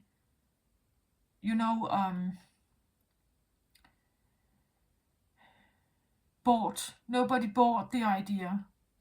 Nobody gave you the benefit of the doubt, right? And wanted to work with you here. And I just feel like there is a loving, kind embrace here from something that really wants to, that feels with you, that is wanting you to know that you are not alone, that you that the universe sees your effort here.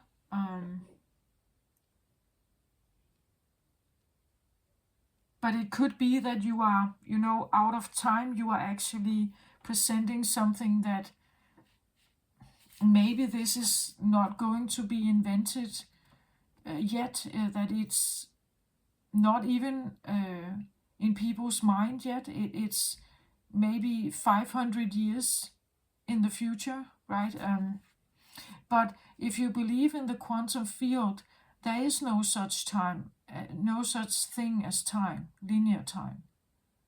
Maybe you have an ability to tap into quantum field, and it means that what would be developed in 500 years is already here.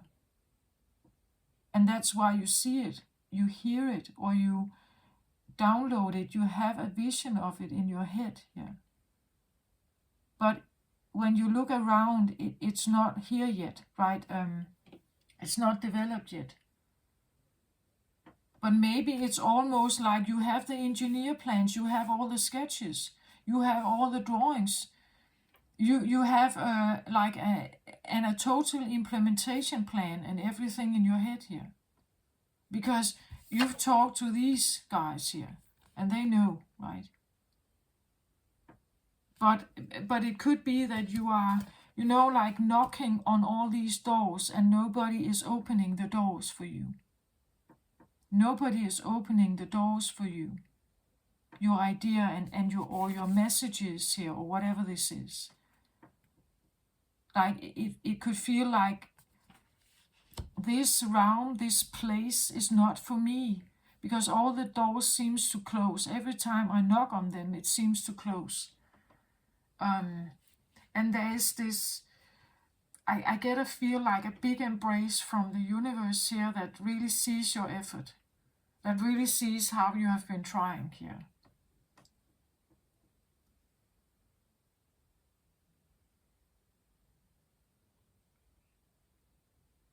I get a feeling of this meaninglessness. Why is it that I have all these thoughts in my head, but every time I try to do something about it, it doesn't work, right?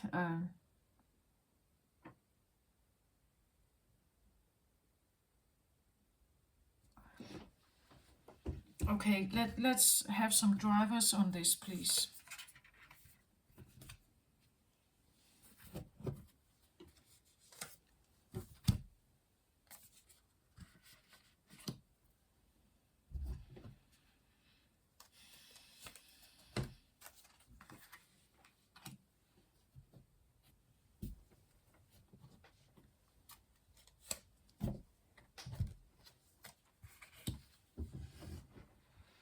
So the drivers I called the bottom of the deck for each of the deck here.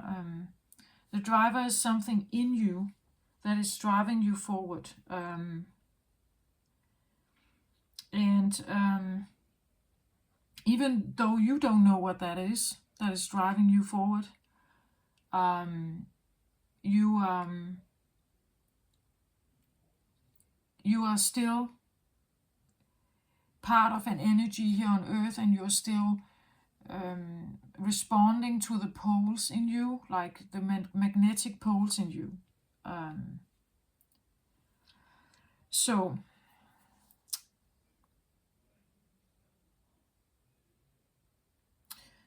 for the ancient ones, I have the blade.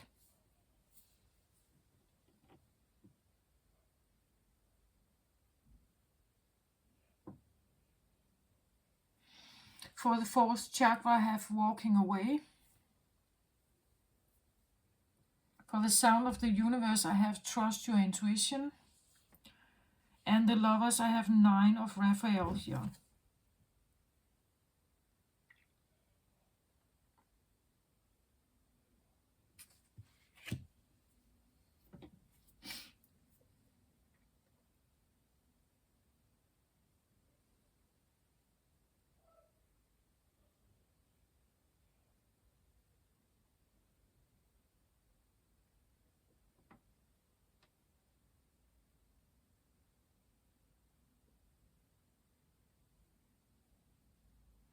Now I actually get a little more of like love story here, perhaps, with the lovers.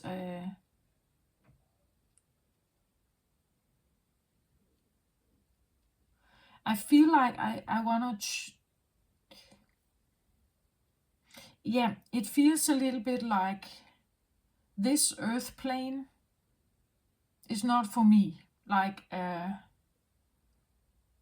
also in regards to lovers here, like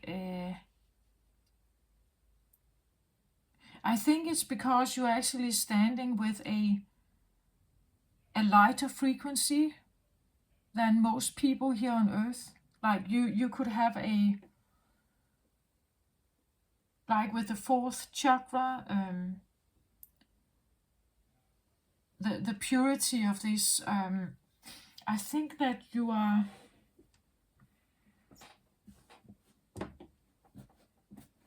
like you could be standing with a purer energy than most, actually.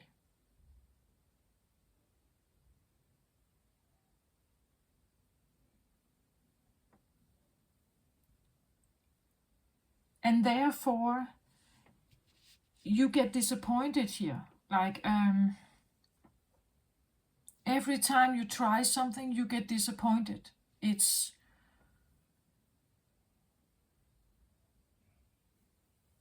the frequency on Earth is still somewhere three-dimensional, somewhere maybe fourth or fifth dimensional, but depending on where you are and what you are part of, you may still linger, or what you are experiencing every time you try something, it's a third dimensional. And maybe you're holding a much higher frequency here. Maybe you hold a fifth or sixth dimensional energy here. And every time you try something, it can't open to you. You can actually not open to it, and it cannot open to you. It doesn't have a match, right? It's not matching. And that's what you feel. You feel there is no match. Like, I would rather, like the walking away here from heart connections, right? Nine of Raphael, I see it as Nine of Pentacles is a single card here, single, as opposed to the Lovers, where you have a heart connection here. Trust your innocence. Again, trust that the innocence you have, or the higher frequency, the light frequency in you, is actually what's guiding you, right? It feels a little bit like I would rather trust God here, right? I actually want to put my faith more in this than I want to put my faith in the human existence, because the human existence is so, I can't connect with it somehow. It's disappointing me. And again, maybe you have been touched by many here, like let's say you have had many personal relationships, right? And every time you tried it, it's like it ended up being a disappointment, and it ended up, like being conditional love and maybe betrayal or manipulation or something. And you stand in a totally different frequency here. You have a totally different frequency. So you are wondering, I want to walk away from heart connections here. I want to trust my innocence. I trust that what is in me is not wrong or strange. To me, it's everything else that is strange. Everything else is strange to me. I want to be true to myself here, right? I would rather be single here. I would rather be single because it's, we could even say in I don't know, but the ancient ones could be, like exes, exes in your life. That's not normally what the card is saying here, but the blade here would tell me a little bit about like cutting connection to something that maybe once they were lovers, right? But the ancient ones could be a little bit like, if it's not really in a love frequency, I don't wanna I don't wanna be with it, right? I wanna look at the blade here because I think the blade has a different tone to it, and the ancient ones, I don't want to see them as exes necessarily. It's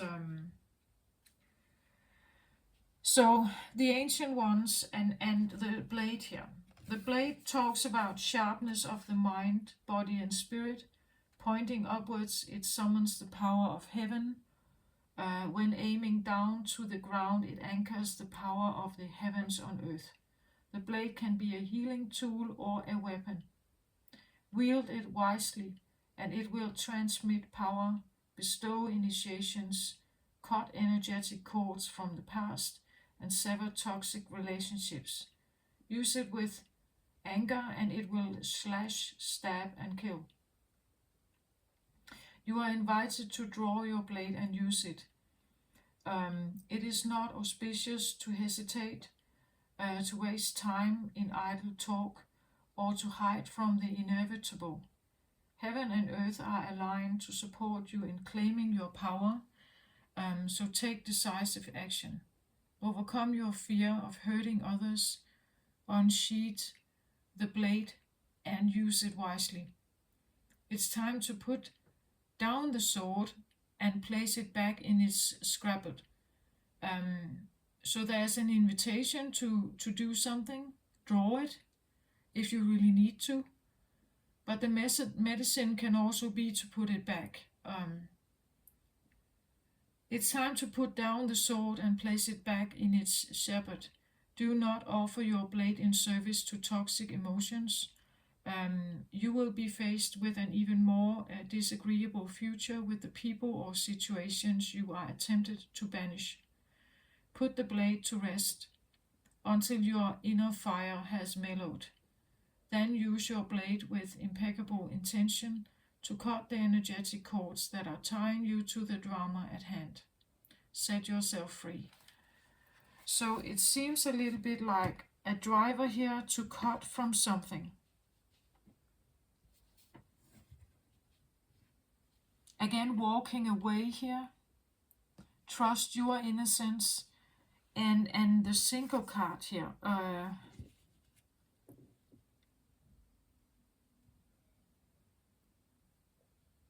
So all underlying energies here for me talk about trusting yourself and walking away from something, that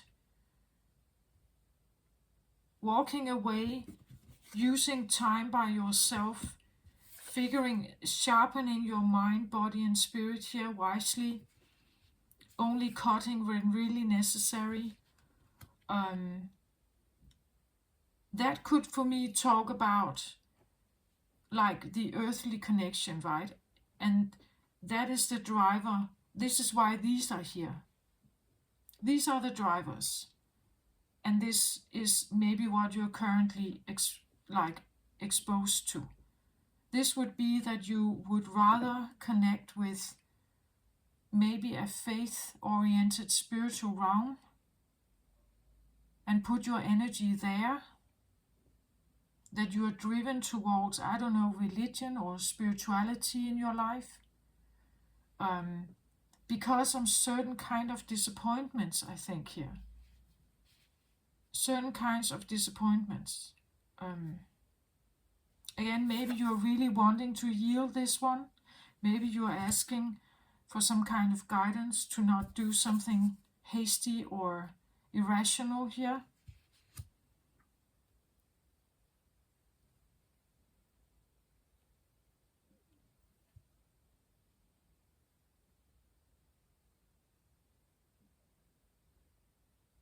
I feel like a spiritual connection here. Really wanting to connect with something you could maybe truly trust. Yeah. Something you can truly trust here. Because that's what we do. If we are asking God, we expect him or her to be benevolent, right? We expect it to be more trustworthy than you can expect from a human, perhaps, right?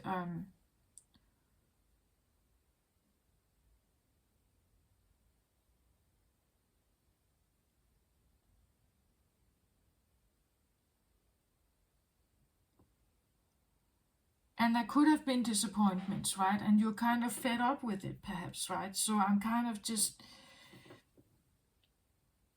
I'm asking here, please guide me, right? Because I'm kind of lost somehow. I feel lost, but actually I think you are not at all lost. You are maybe more on the right track than most. That you should trust this. You should trust the frequency you're in here. Look at how white this is, right? And look at how pure this is. I want to say, I said something about purity in the first place, like that you should trust the purity in you, the light frequency in you, the love frequency in you. You should trust that and always go with that. And if someone else in the world doesn't get it, or they can't reciprocate that, and therefore you feel disappointment, it's because you, I don't know if you have high standards, high love standards, I want to say, or you are carrying unconditional love, and when you get to earth, what you experience is conditional love. And every door you have tried, every person you have tried, it's like, it's the same. It ends up being the same. So maybe you have kind of lost faith in, like finding the right partner here for you. Because what I am expecting from them is too much. I'd rather stay alone here and enjoy my life.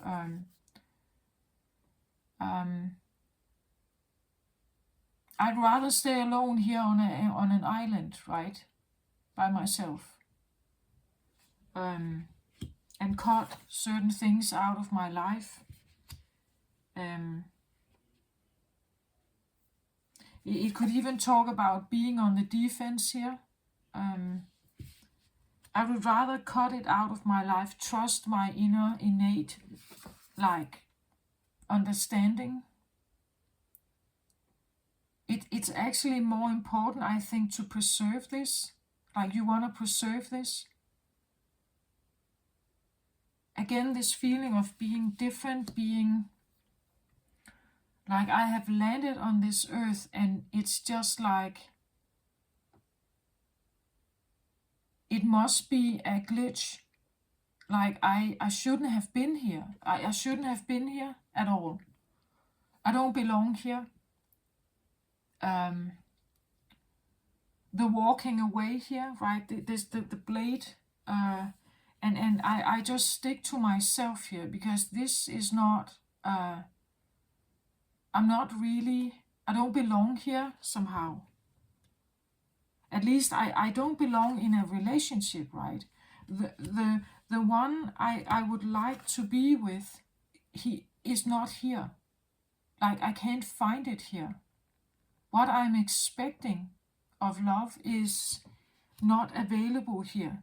I have tried many different types of relationships, perhaps, and friendships, parental love, sisterly, sibling love.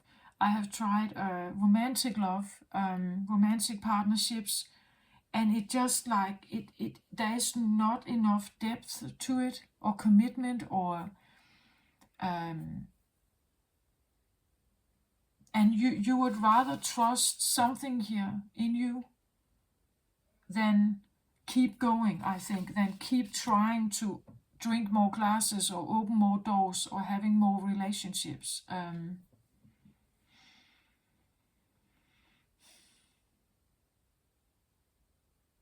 So I feel like it's somewhat specific about, I get the feeling maybe losing a little bit of faith in humanity, of losing faith in love here. That's why you turn to a bigger love, right? You turn to something more, something that is more. Can I have an advice on this situation, please? Because it's, you know, it's a little bit like wanting to space out. Like, if I could, I would jump back to my planet or where I come from, right? I would take myself out of this life. I don't hope that we are talking about like suicidal things here, but there's this. I would rather stay in a loving environment here, or it could be that you seek more of the meditative space. As I said with the guided meditation about Lemuria, it's like when I was in that meditation, I felt so connected with something. And when I got out of it, I felt disconnected from it again. So maybe you would rather want to be connected with something here through a meditation, trance, maybe psychedelics or something. You know, like you would rather do that than actually participate in the world we are in, because as I said, you've tried many things, and it seems like, well, you have been here many times, many lifetimes. So you have many experiences. Again, this can talk about karmic ties. You have met the same people, but in a new life and in a new circumstance, and it's the same. It's still the same shit, right? It's still the same thing. And you have come to an understanding. Maybe I should just, I withdraw from this. I give up. I give up on this. In this third dimension, fourth dimension, I just give up. Again, I don't belong here somehow. Can I have an advice, please, on this? So I get the coyote here as an advice for you. Actually, I feel like I wanted to just take the coyote, but I have one underneath here, so I'm going to take both of them.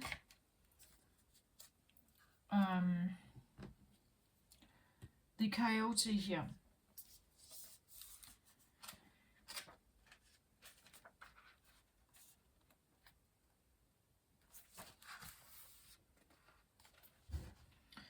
So I get the coyote. It says the coyote is the symbol of the sacred trickster, the one who provides detours for growth and understanding by ensuring that things don't go as planned. The coyote brings the energy of divine deception to set you free from the shackles of that which doesn't serve you.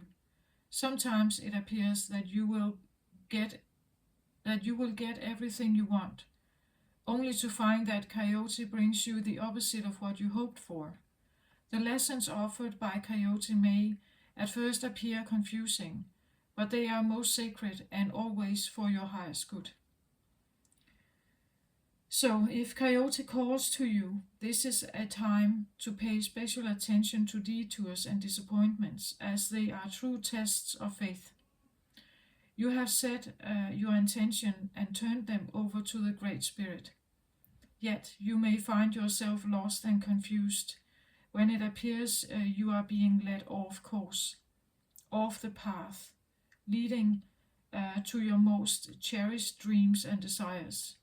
Remember this, coyote is a sacred trickster and may be leading you into challenges to ensure that you are ready to handle what you've set in motion.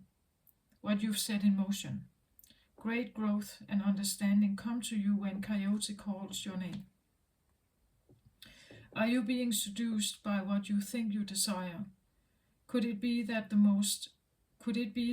more superficial, sparkly, shiny aspects of your ambition led you in this moment? Perhaps you feel that in order to get what you desire, you have to compromise yourself, control others, or manipulate situations to ensure your goal is met. Coyote howls in the shadows to remind you that this may be a lesson too painful to learn. Beware of the shallow waters right now. Something or someone might pretend to be deep, but that doesn't make them so, no matter how seductive their superficial traits or how beautiful or sparkly they appear. All the glitter, all that glitter there will not turn up gold, no matter how many wishes you make to change that. Yeah, again, I feel this disappointment of trusting something, putting your faith in something, and it's not going to work out. It's not going to, and again, then I have the heart of the sky here, right? It's a little bit like when I did the Capricorn reading, it's like the woman is seeing through the bullshit, you could say, of something. And maybe because you did that, because you did see through the bullshit, you have these drivers here that are now pulling you away, right? That there's nothing wrong with you, right? What you wanted was probably, as I said, you have the heart of the sky, like you bring cosmic love, like that is what you stand for. That is your innocence. That's the purity you have, right? And because something comes in here it's supposed to teach you something, again, about the choices you've made, right? And I think that it's because you stand in a higher vibrational frequency that you feel the disappointment. But then again, it's how you're going to react to it. Will you be, devastated, revengeful? Will you do that? Or can you choose a different scenario, right? Can you choose to maybe withdraw from a situation, keep your innocence, so like keep your vibration up, and do something else, right? With your energy, instead of being like very harsh here, perhaps. So the heart of the sky says, the heart of the sky is the love force that made all creation possible. This same force is present when you create with originality, when you bring formlessness to form, or uninspired ideas to expression. This this force does not know good or bad. It is up to us to provide the clear intention that will guide it to manifest. The heart of sky helps us call in beauty from the invisible world and birth it in the world of matter. The heart of sky brings you a sacred reminder. You are a channel for the original energy of creation. Become the paintbrush, the canvas, and the artist, all guided by the heart of sky. Set your intention, ethically and clearly, and allow the universe to take care of the details. You may feel responsible for everything and everyone.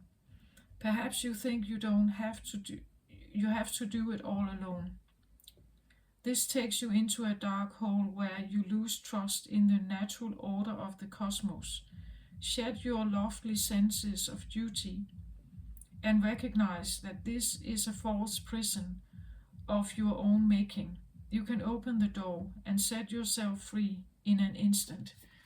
I think that what we are talking about here, the heart of sky, the cosmos doesn't judge about good or bad, or light and dark, or up and down, or good and bad. If you have limited yourself to being only good, whatever that means, because what does that mean exactly? Let's say you're trying to do good by others, but what if that is hurting you? Is it good then? Then it's not good, is it? In a 3D dimension, we have duality. It means that the coyote here can be the reminder that, of course, it can be a person, but it can also be that you take a very careful look at yourself. Because no matter what you do in this universe, there will be ups and downs to it. That's how this frequency works. So if you want to help someone else, you want to be kind to them, loving to them, and they are not necessarily reciprocating in the exact same manner, what does that action do to you then?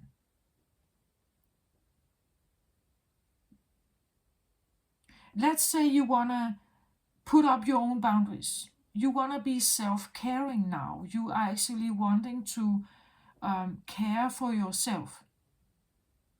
So maybe you put up boundaries and someone else feels disappointed by you. They will tell you. Maybe they will be angry with you, right? So now you are actually trying to care for yourself, and something has a reaction to it now. Something else is unhappy.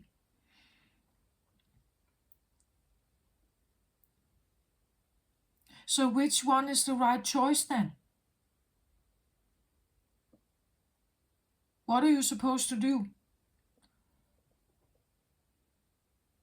Right? Let's say you have children at home, and you can either be a stay-at-home mom, you can choose to stay at home with them, homeschool them, be there, because you believe that is the greatest thing, and because you can provide them with all your love and care and attention, right? But at the same time, your child is maybe not learning how to interact in a group setting because you are alone with your child, or you only have a few children, right?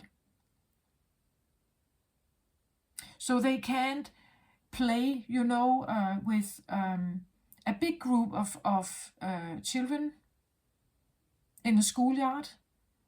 They can't participate in something that is bigger than just maybe a play of one or two.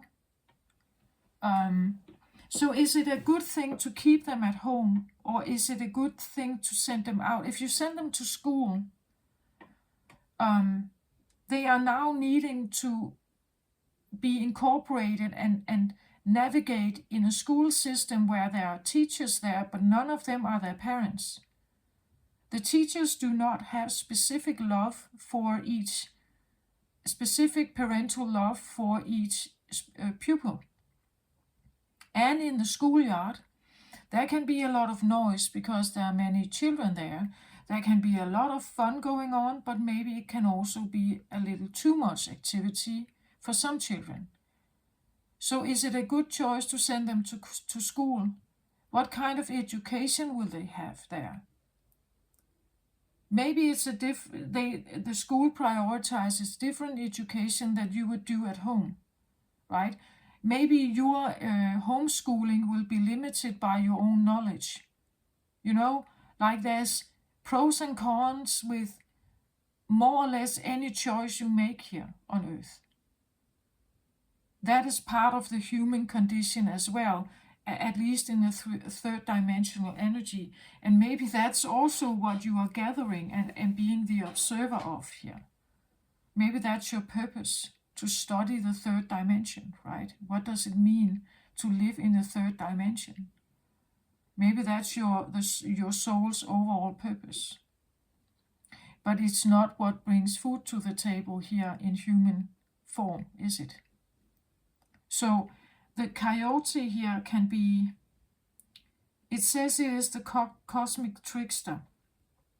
It's here to mirror something to us, whether it's good or bad. Well, what is good and bad? And who tells us what good is and what bad is? Right?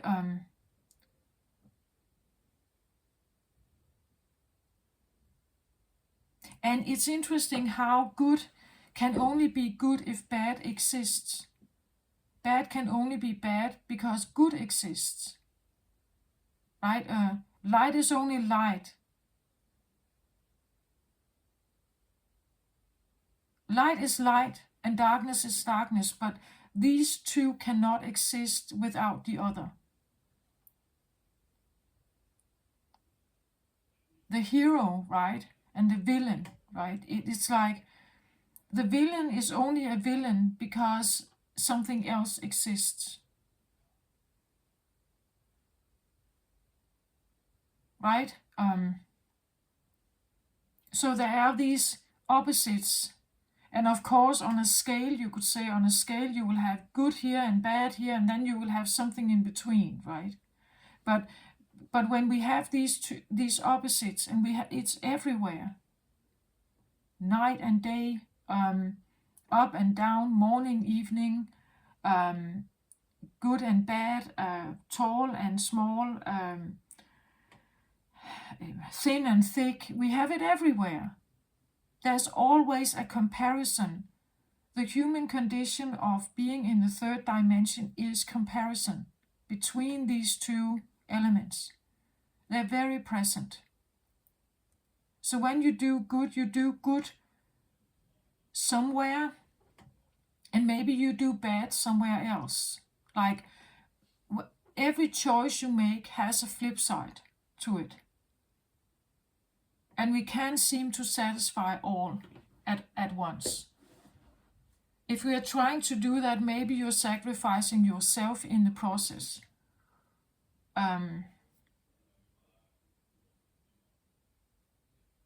So take it into account with this situation here, where you're kind of trying to be.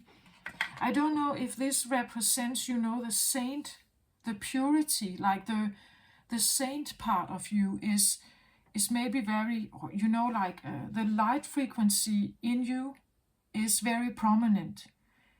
And to activate that on a planet that has a good and bad distinction means that you can only be in one of them.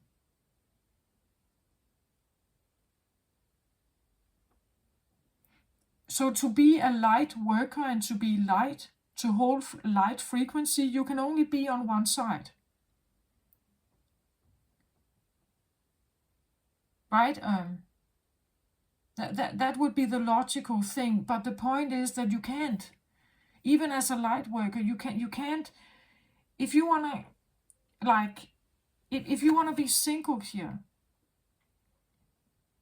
and you say, but I will just bother. I will go on this island by myself, and I will just, you maybe isolate. I retrieve from the world, and I will just live here by myself, holding high love frequency energy, and it makes me a good person.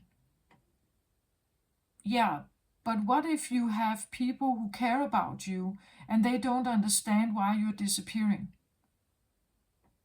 So now you're disappearing from the world, living on this island, retrieving, not giving word, not entertaining, not doing anything. So are you still good then? Maybe to yourself. Maybe if you think about the frequency of the world, I want to be I want to hold light for the earth. I want to sit in meditation. I want to do that. But there can be a flip side to this. Right? That others don't understand, or maybe you get lonely here, right? Maybe you get lonely here.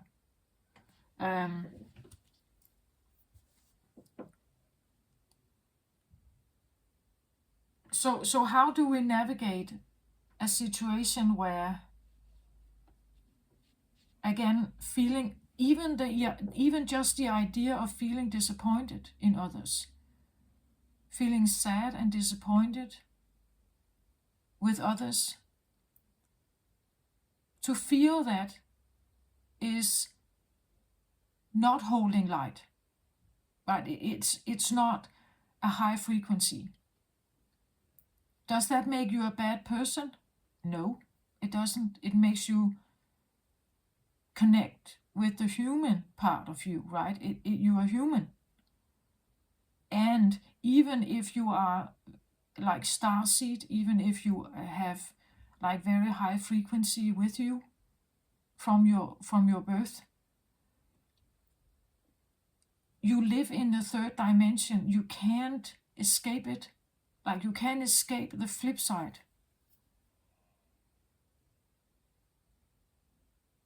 Not yet.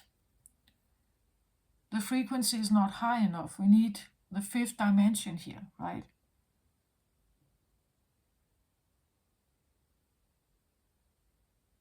And that's what I feel like. It's like if you were born with fifth dimensional frequency or higher, being here is like a pressure cooker.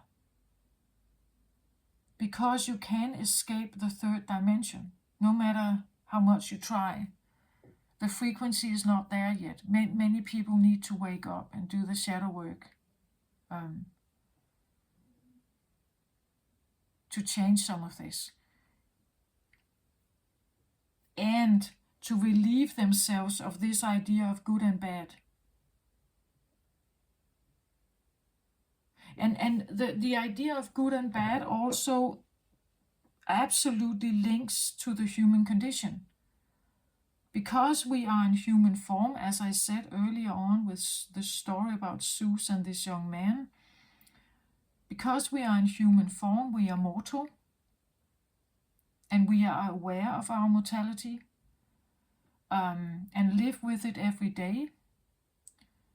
We are navigating our life to avoid the threats.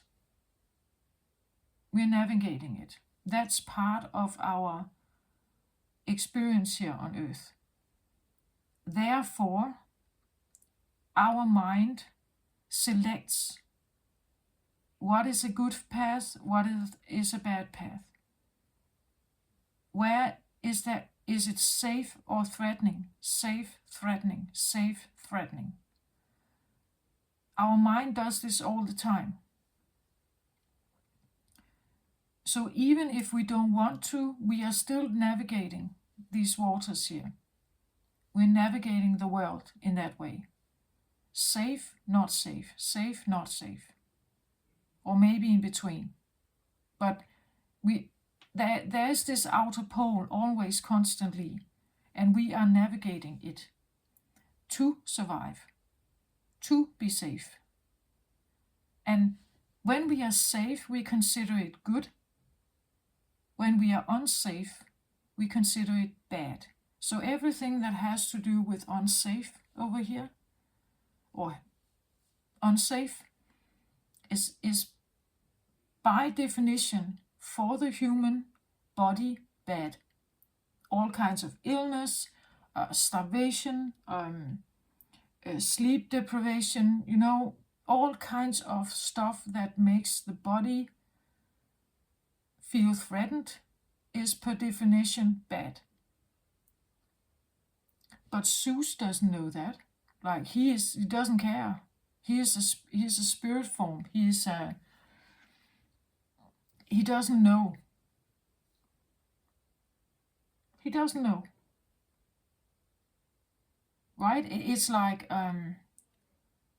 again, I have this feeling of dissociation, wanting to get out of the body, longing to be out of the body, longing for the fifth dimension or sixth or seventh when we are out of form, when we don't have form. Right? That the form is the human form keeps us in the mortal realm, and because we are in the mortal realm, we need to be safe, right? We need to survive, we need to be safe.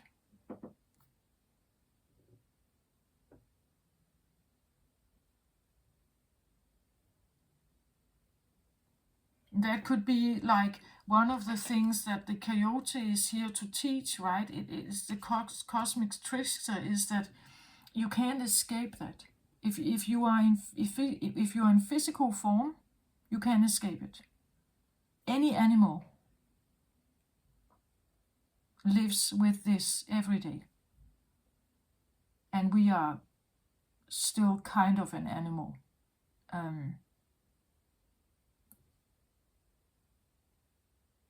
Some part of us, the reptilian brain and the amygdala center, is like any animal. It reacts in the same way. So there is human form and there's spirit, right? It's like, and the human form and that condition that we are in, we need to sustain the body every day: food, water, sleep. There are primal needs that needs to be taken care of. If we don't have that, the body will react with alarm systems. And we can't escape it. We can't ignore it. We can't get out of it. It's part of our existence. But in the spirit realm, it's different because there's no form. Or at least I'm imagining that this is what it would, that when spirit is looking at us, you know, there could be this great respect for what we are going through, but the point is that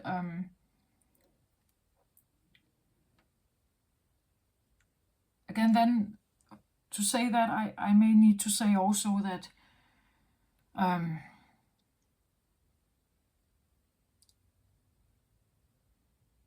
at least some spiritual teachers talk about this, that when the soul incarnates, it's because the soul wants to learn. The spirit wants to learn something.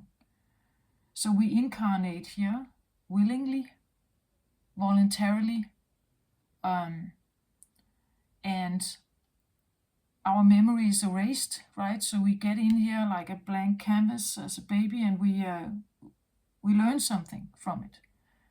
We forget that we are spirit. We forget that our spirit part cannot die. We forget that we become more human, you would say. We become human, so we forget the spirit part. We forget that we willingly actually incarnated here. We even forget that we signed up for certain lessons here. We forget that. Unless you do a lot of spiritual work here, you will have forgotten it. You will not know. And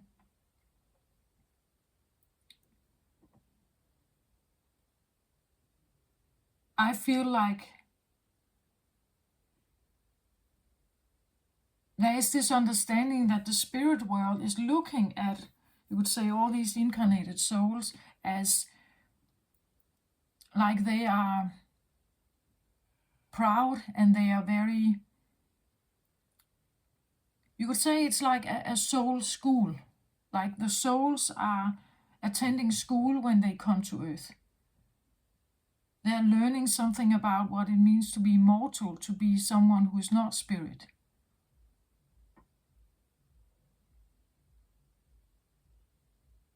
I think that's also why the emotional thing is so apparent with humans, where I believe, at least my own experience, is that the information that I sometimes get from the spirit realm, it's not necessarily that emotional.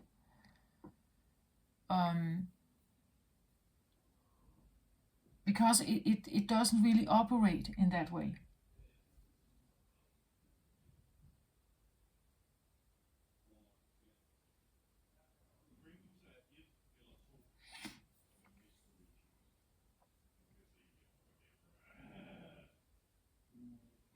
So what is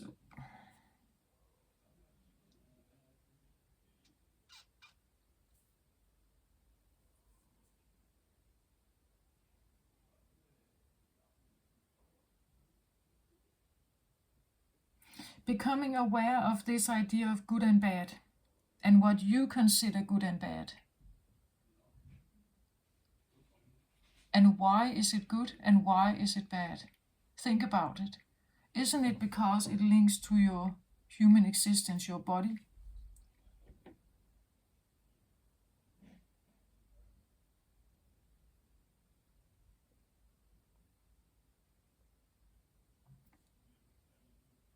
If you feel threatened somehow, we talk about that it's bad for us. Or we even talk about it's bad for others if we see that they have some kind of life going on that is self-sabotaging, or,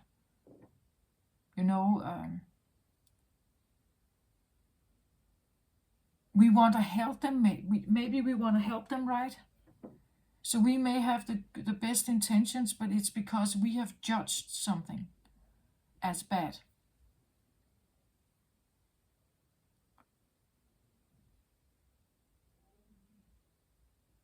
Because potentially it can threaten their body, or it can threaten their life or their sanity or something. So because I've judged it to be bad, and I come in to help, it now makes me a good person.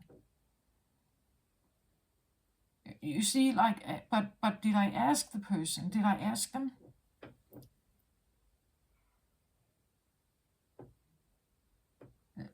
There's always a good and bad side to something.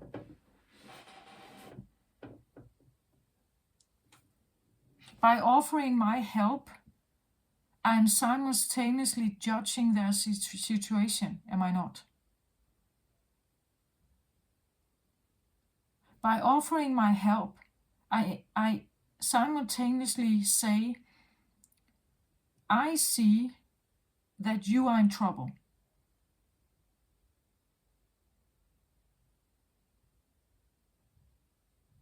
So I want to offer you my help.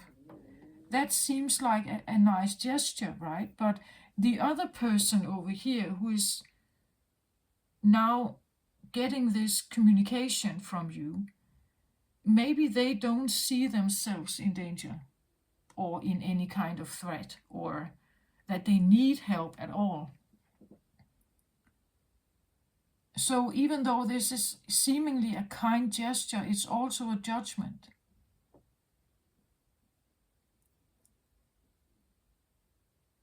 Like, do you get my point? It's like, no matter what you do or say, it's almost like there's always a flip side to it. Of course you can be right. Maybe they are literally in danger and maybe they do want your help. I'm just saying that potentially there could be another situation. It's not all because you're offering something you seemingly find good. It's not always that.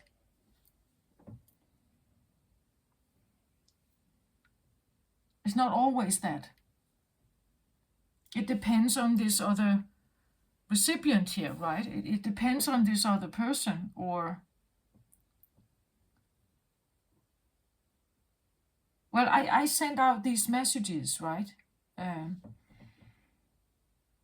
maybe I somehow tell myself that I am sending an information that could be useful for someone out there. But I don't know your situation. I have no right at all to judge whatever situation you're in. Your choices, they are up to you.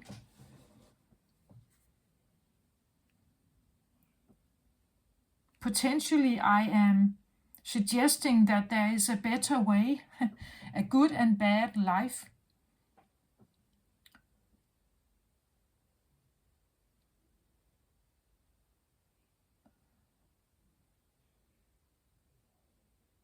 At least I say that there is a good or a better.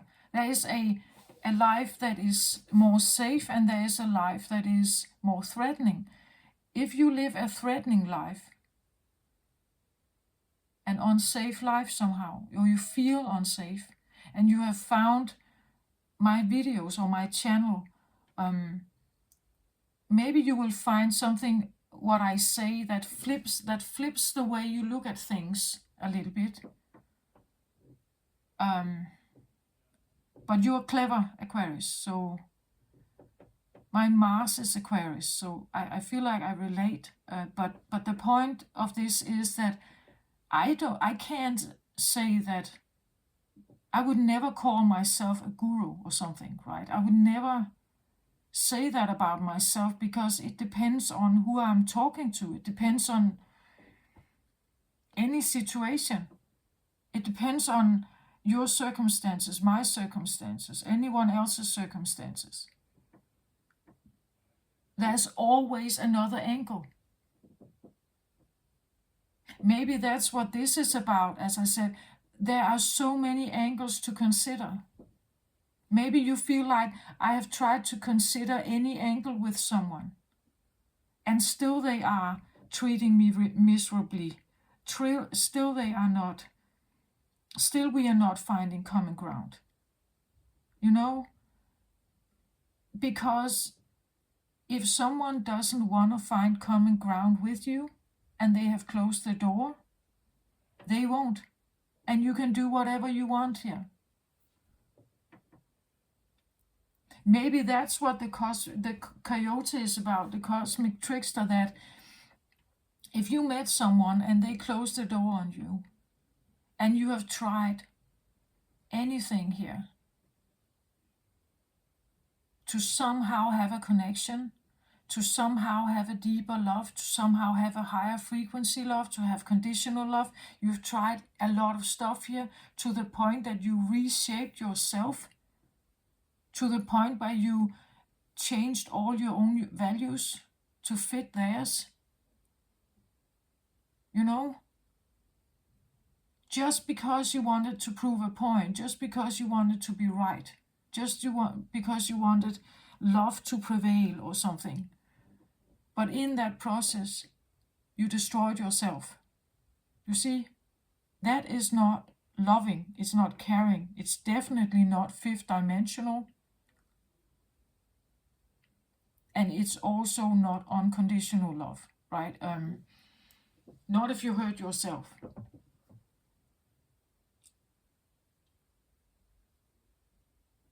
So if someone shuts the door on you, well, it's probably because they can't reciprocate a fifth dimensional love or fourth dimensional love.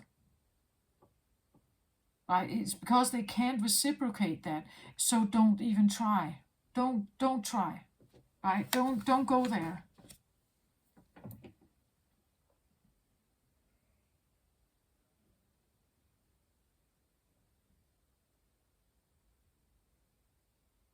If people can't see that value, that purity in you, if people can't reciprocate that, it's because they're not for you. You're not supposed to change for them, right? You're not supposed to do that for love, right? For love. For what? Because what does that mean? Is there a good love and a bad love? I think there is. Here in the third dimension, I think there is. A bad love, I would say, is something that threatens you.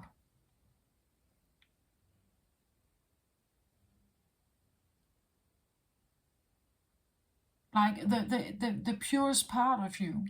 If a love situation threatens the purest part of you, I would call it a bad love situation. Right? Something that is forcing you to change. But then it's not love at all, right? Maybe it's more like manipulation. There is no love at all in what we call a bad love.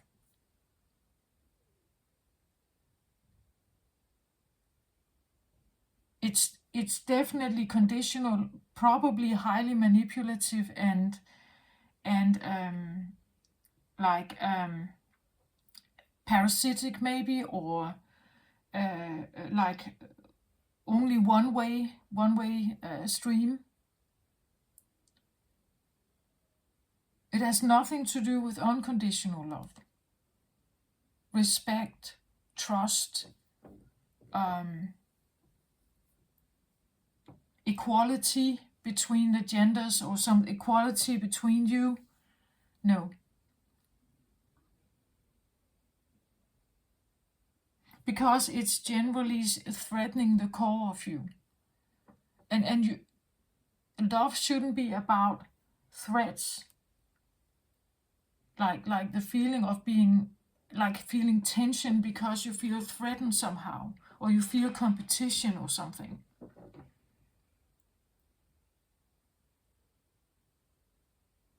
So I get it why you may want to walk away here. Like, maybe you need to walk away from a situation, especially if you feel like you have been changed somehow, that you have been forced away from whatever this is. Maybe you need to walk away, right? Maybe you need to be single. Maybe you need to isolate and cut something out of your life here, and prioritize to get back to the original you here, to find the original you, what that means. To get these hands here out of the system, right? To purify.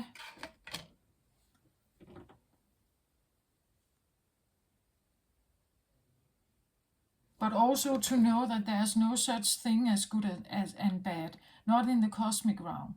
It just is. And it is, again, the teachings, the things that we experience, they are not good and bad, they just are. They are. The reason why we think they are good or bad is because we are mortal, because we live in a human body, because we can die, and because we experience threat. That's the reason. If we had no human form, it wouldn't matter.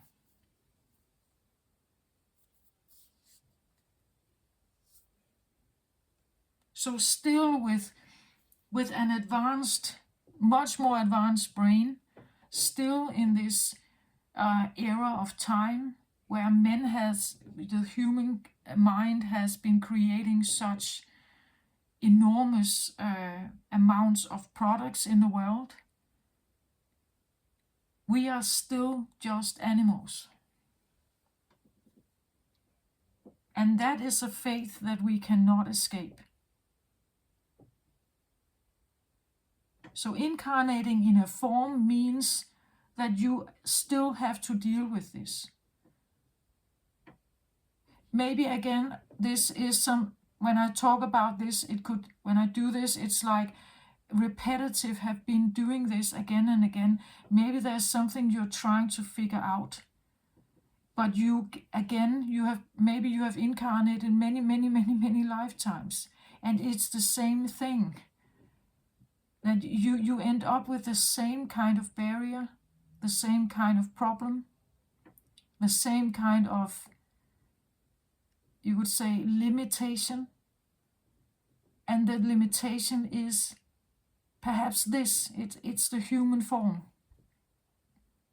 What the human form needs to survive, right? Maybe that's why you are here and you can't seem to figure out why you are here. It's because you have had many lifetimes perhaps where you're trying to solve a very specific problem that is in the area between the human form and non-human form. I don't know, I'm just speculating now, right? But it's that specific and you haven't found it yet, right? Yeah, this is what I have. Can I get, is there an advice here perhaps? An advice, can I get? Angel of Balance. Yeah, again, I feel like it's that, this is what it is. It's something about you need to get get to terms with the balance. Maybe the balance of the human body, that you need to get to terms with the balance and what it needs to be sound and well and healthy, you know. Even if you don't want it, even if you wanna, I wanna do whatever I want here, for as long as I want. I don't wanna be limited by eating or by sleeping or something. I want to be like tuned in all the time or something, right? But the third dimension on Earth is limiting you in that. That is part of this test here on Earth. I think the life you have is to show you something about the third dimension.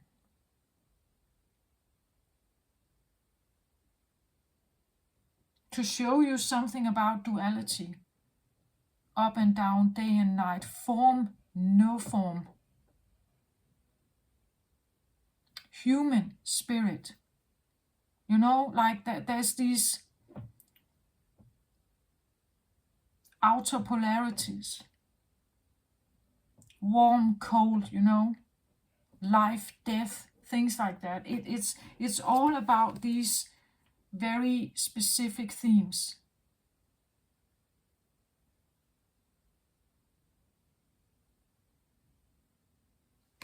So maybe you are here to study, right? You're here to study and gather information about some of this. Learning, right?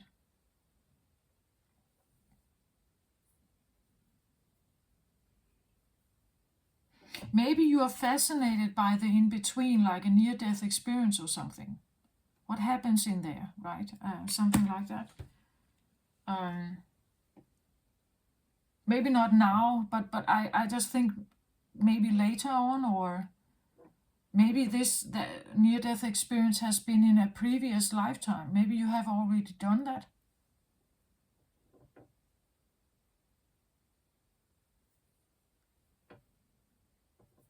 Maybe the reason why you are here is because you can't get to terms with it. Like you can't get to terms with the separation. It's all supposed to be one. That's what the cycle says here. It's all supposed to be one. Maybe you can't get to terms with that, right? This, the feeling of that you have landed a wrong place. This is not the right place for me. I don't belong here.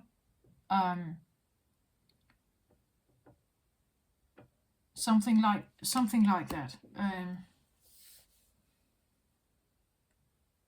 I don't know. I hope this helps somehow, Aquarius. It's just there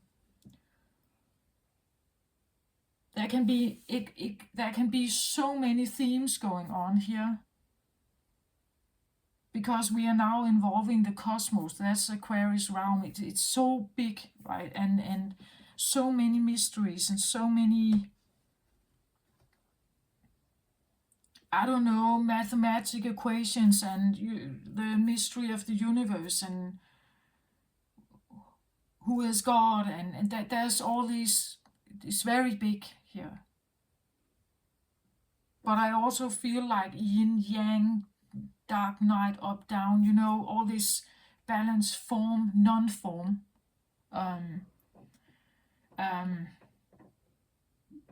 Verbal, non-verbal.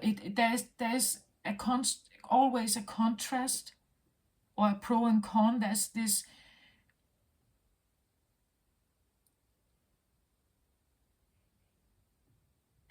We even have this idea that God is benevolent, right? And but if God is benevolent, how can He send souls to Earth then? Experiencing the fear of mortality and death. Is that a caring thing? And if God is benevolent, how can he let young children die of cancer? You know, like there's this, how can that be? These things that is questioning faith and belief and trust and everything and love, and it's questioning everything. Actually, I feel like there are a lot of big questions here.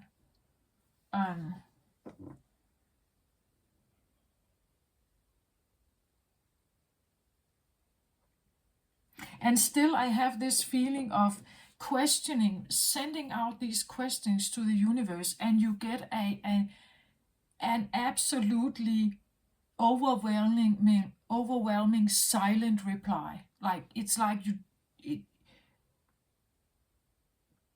the feeling that there is no guidance, it's not coming, there's no...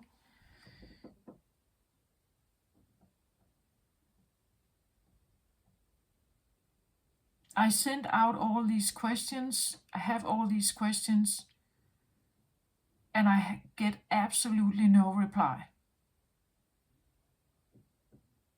I'm trying to figure something out here about the balance. Maybe a self-loving thing would be to put this to rest a little bit. Right? That solving this is bigger than a human brain in the third dimension can do. Maybe this needs a much higher dimensional brain. That there is a limitation to what the human third, fourth, fifth dimensional brain can actually comprehend. We are not there yet. You know, like getting to terms with the limitations of the human condition again. Even though we have what we call an evolved brain, personally, I think that we are still, to a certain extent, babies. Like there are many things that where we are a very young species on Earth. Personally, that's my personal opinion, that I think that we are babies. The way we still can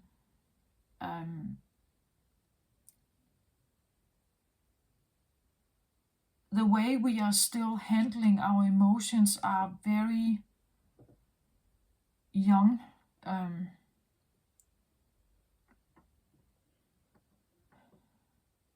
Wars are still fought for egotistical, emotional reasons, and power dynamics. Since the Crusades, how much have we actually learned? Our tools or weapons have just been becoming more and more advanced, right? But there are still many of the same dynamics. I think that we have a lot of growing to do, but that's my personal opinion. Okay. But again, maybe because I am thinking in human terms about good and bad, right? That love is better than power or control, you know. So maybe I'm also still linking to the human condition. So subjectively, I'm not qualified to answer the question correctly here, right? Again, because I don't stand fully here in the cosmic spiritual realm. I am not standing here fully. I am also in human form. And as I've said many other times on my reading, on my channel here about the readings, that I believe that every tarot reader can only give answers to the extent of their own healing. to the extent of their own healing and to the extent of their own perception, awareness, consciousness, right? So I have my limitations as well, because I am in human form, right? So yeah. But still, maybe I'm just opening up a discussion here, so please join in and just let me know what you think if you want to, Aquarius. And otherwise, I hope this somehow helped or just gave thought to something. Take very good care of yourself out there. Love and light to you. Bye bye.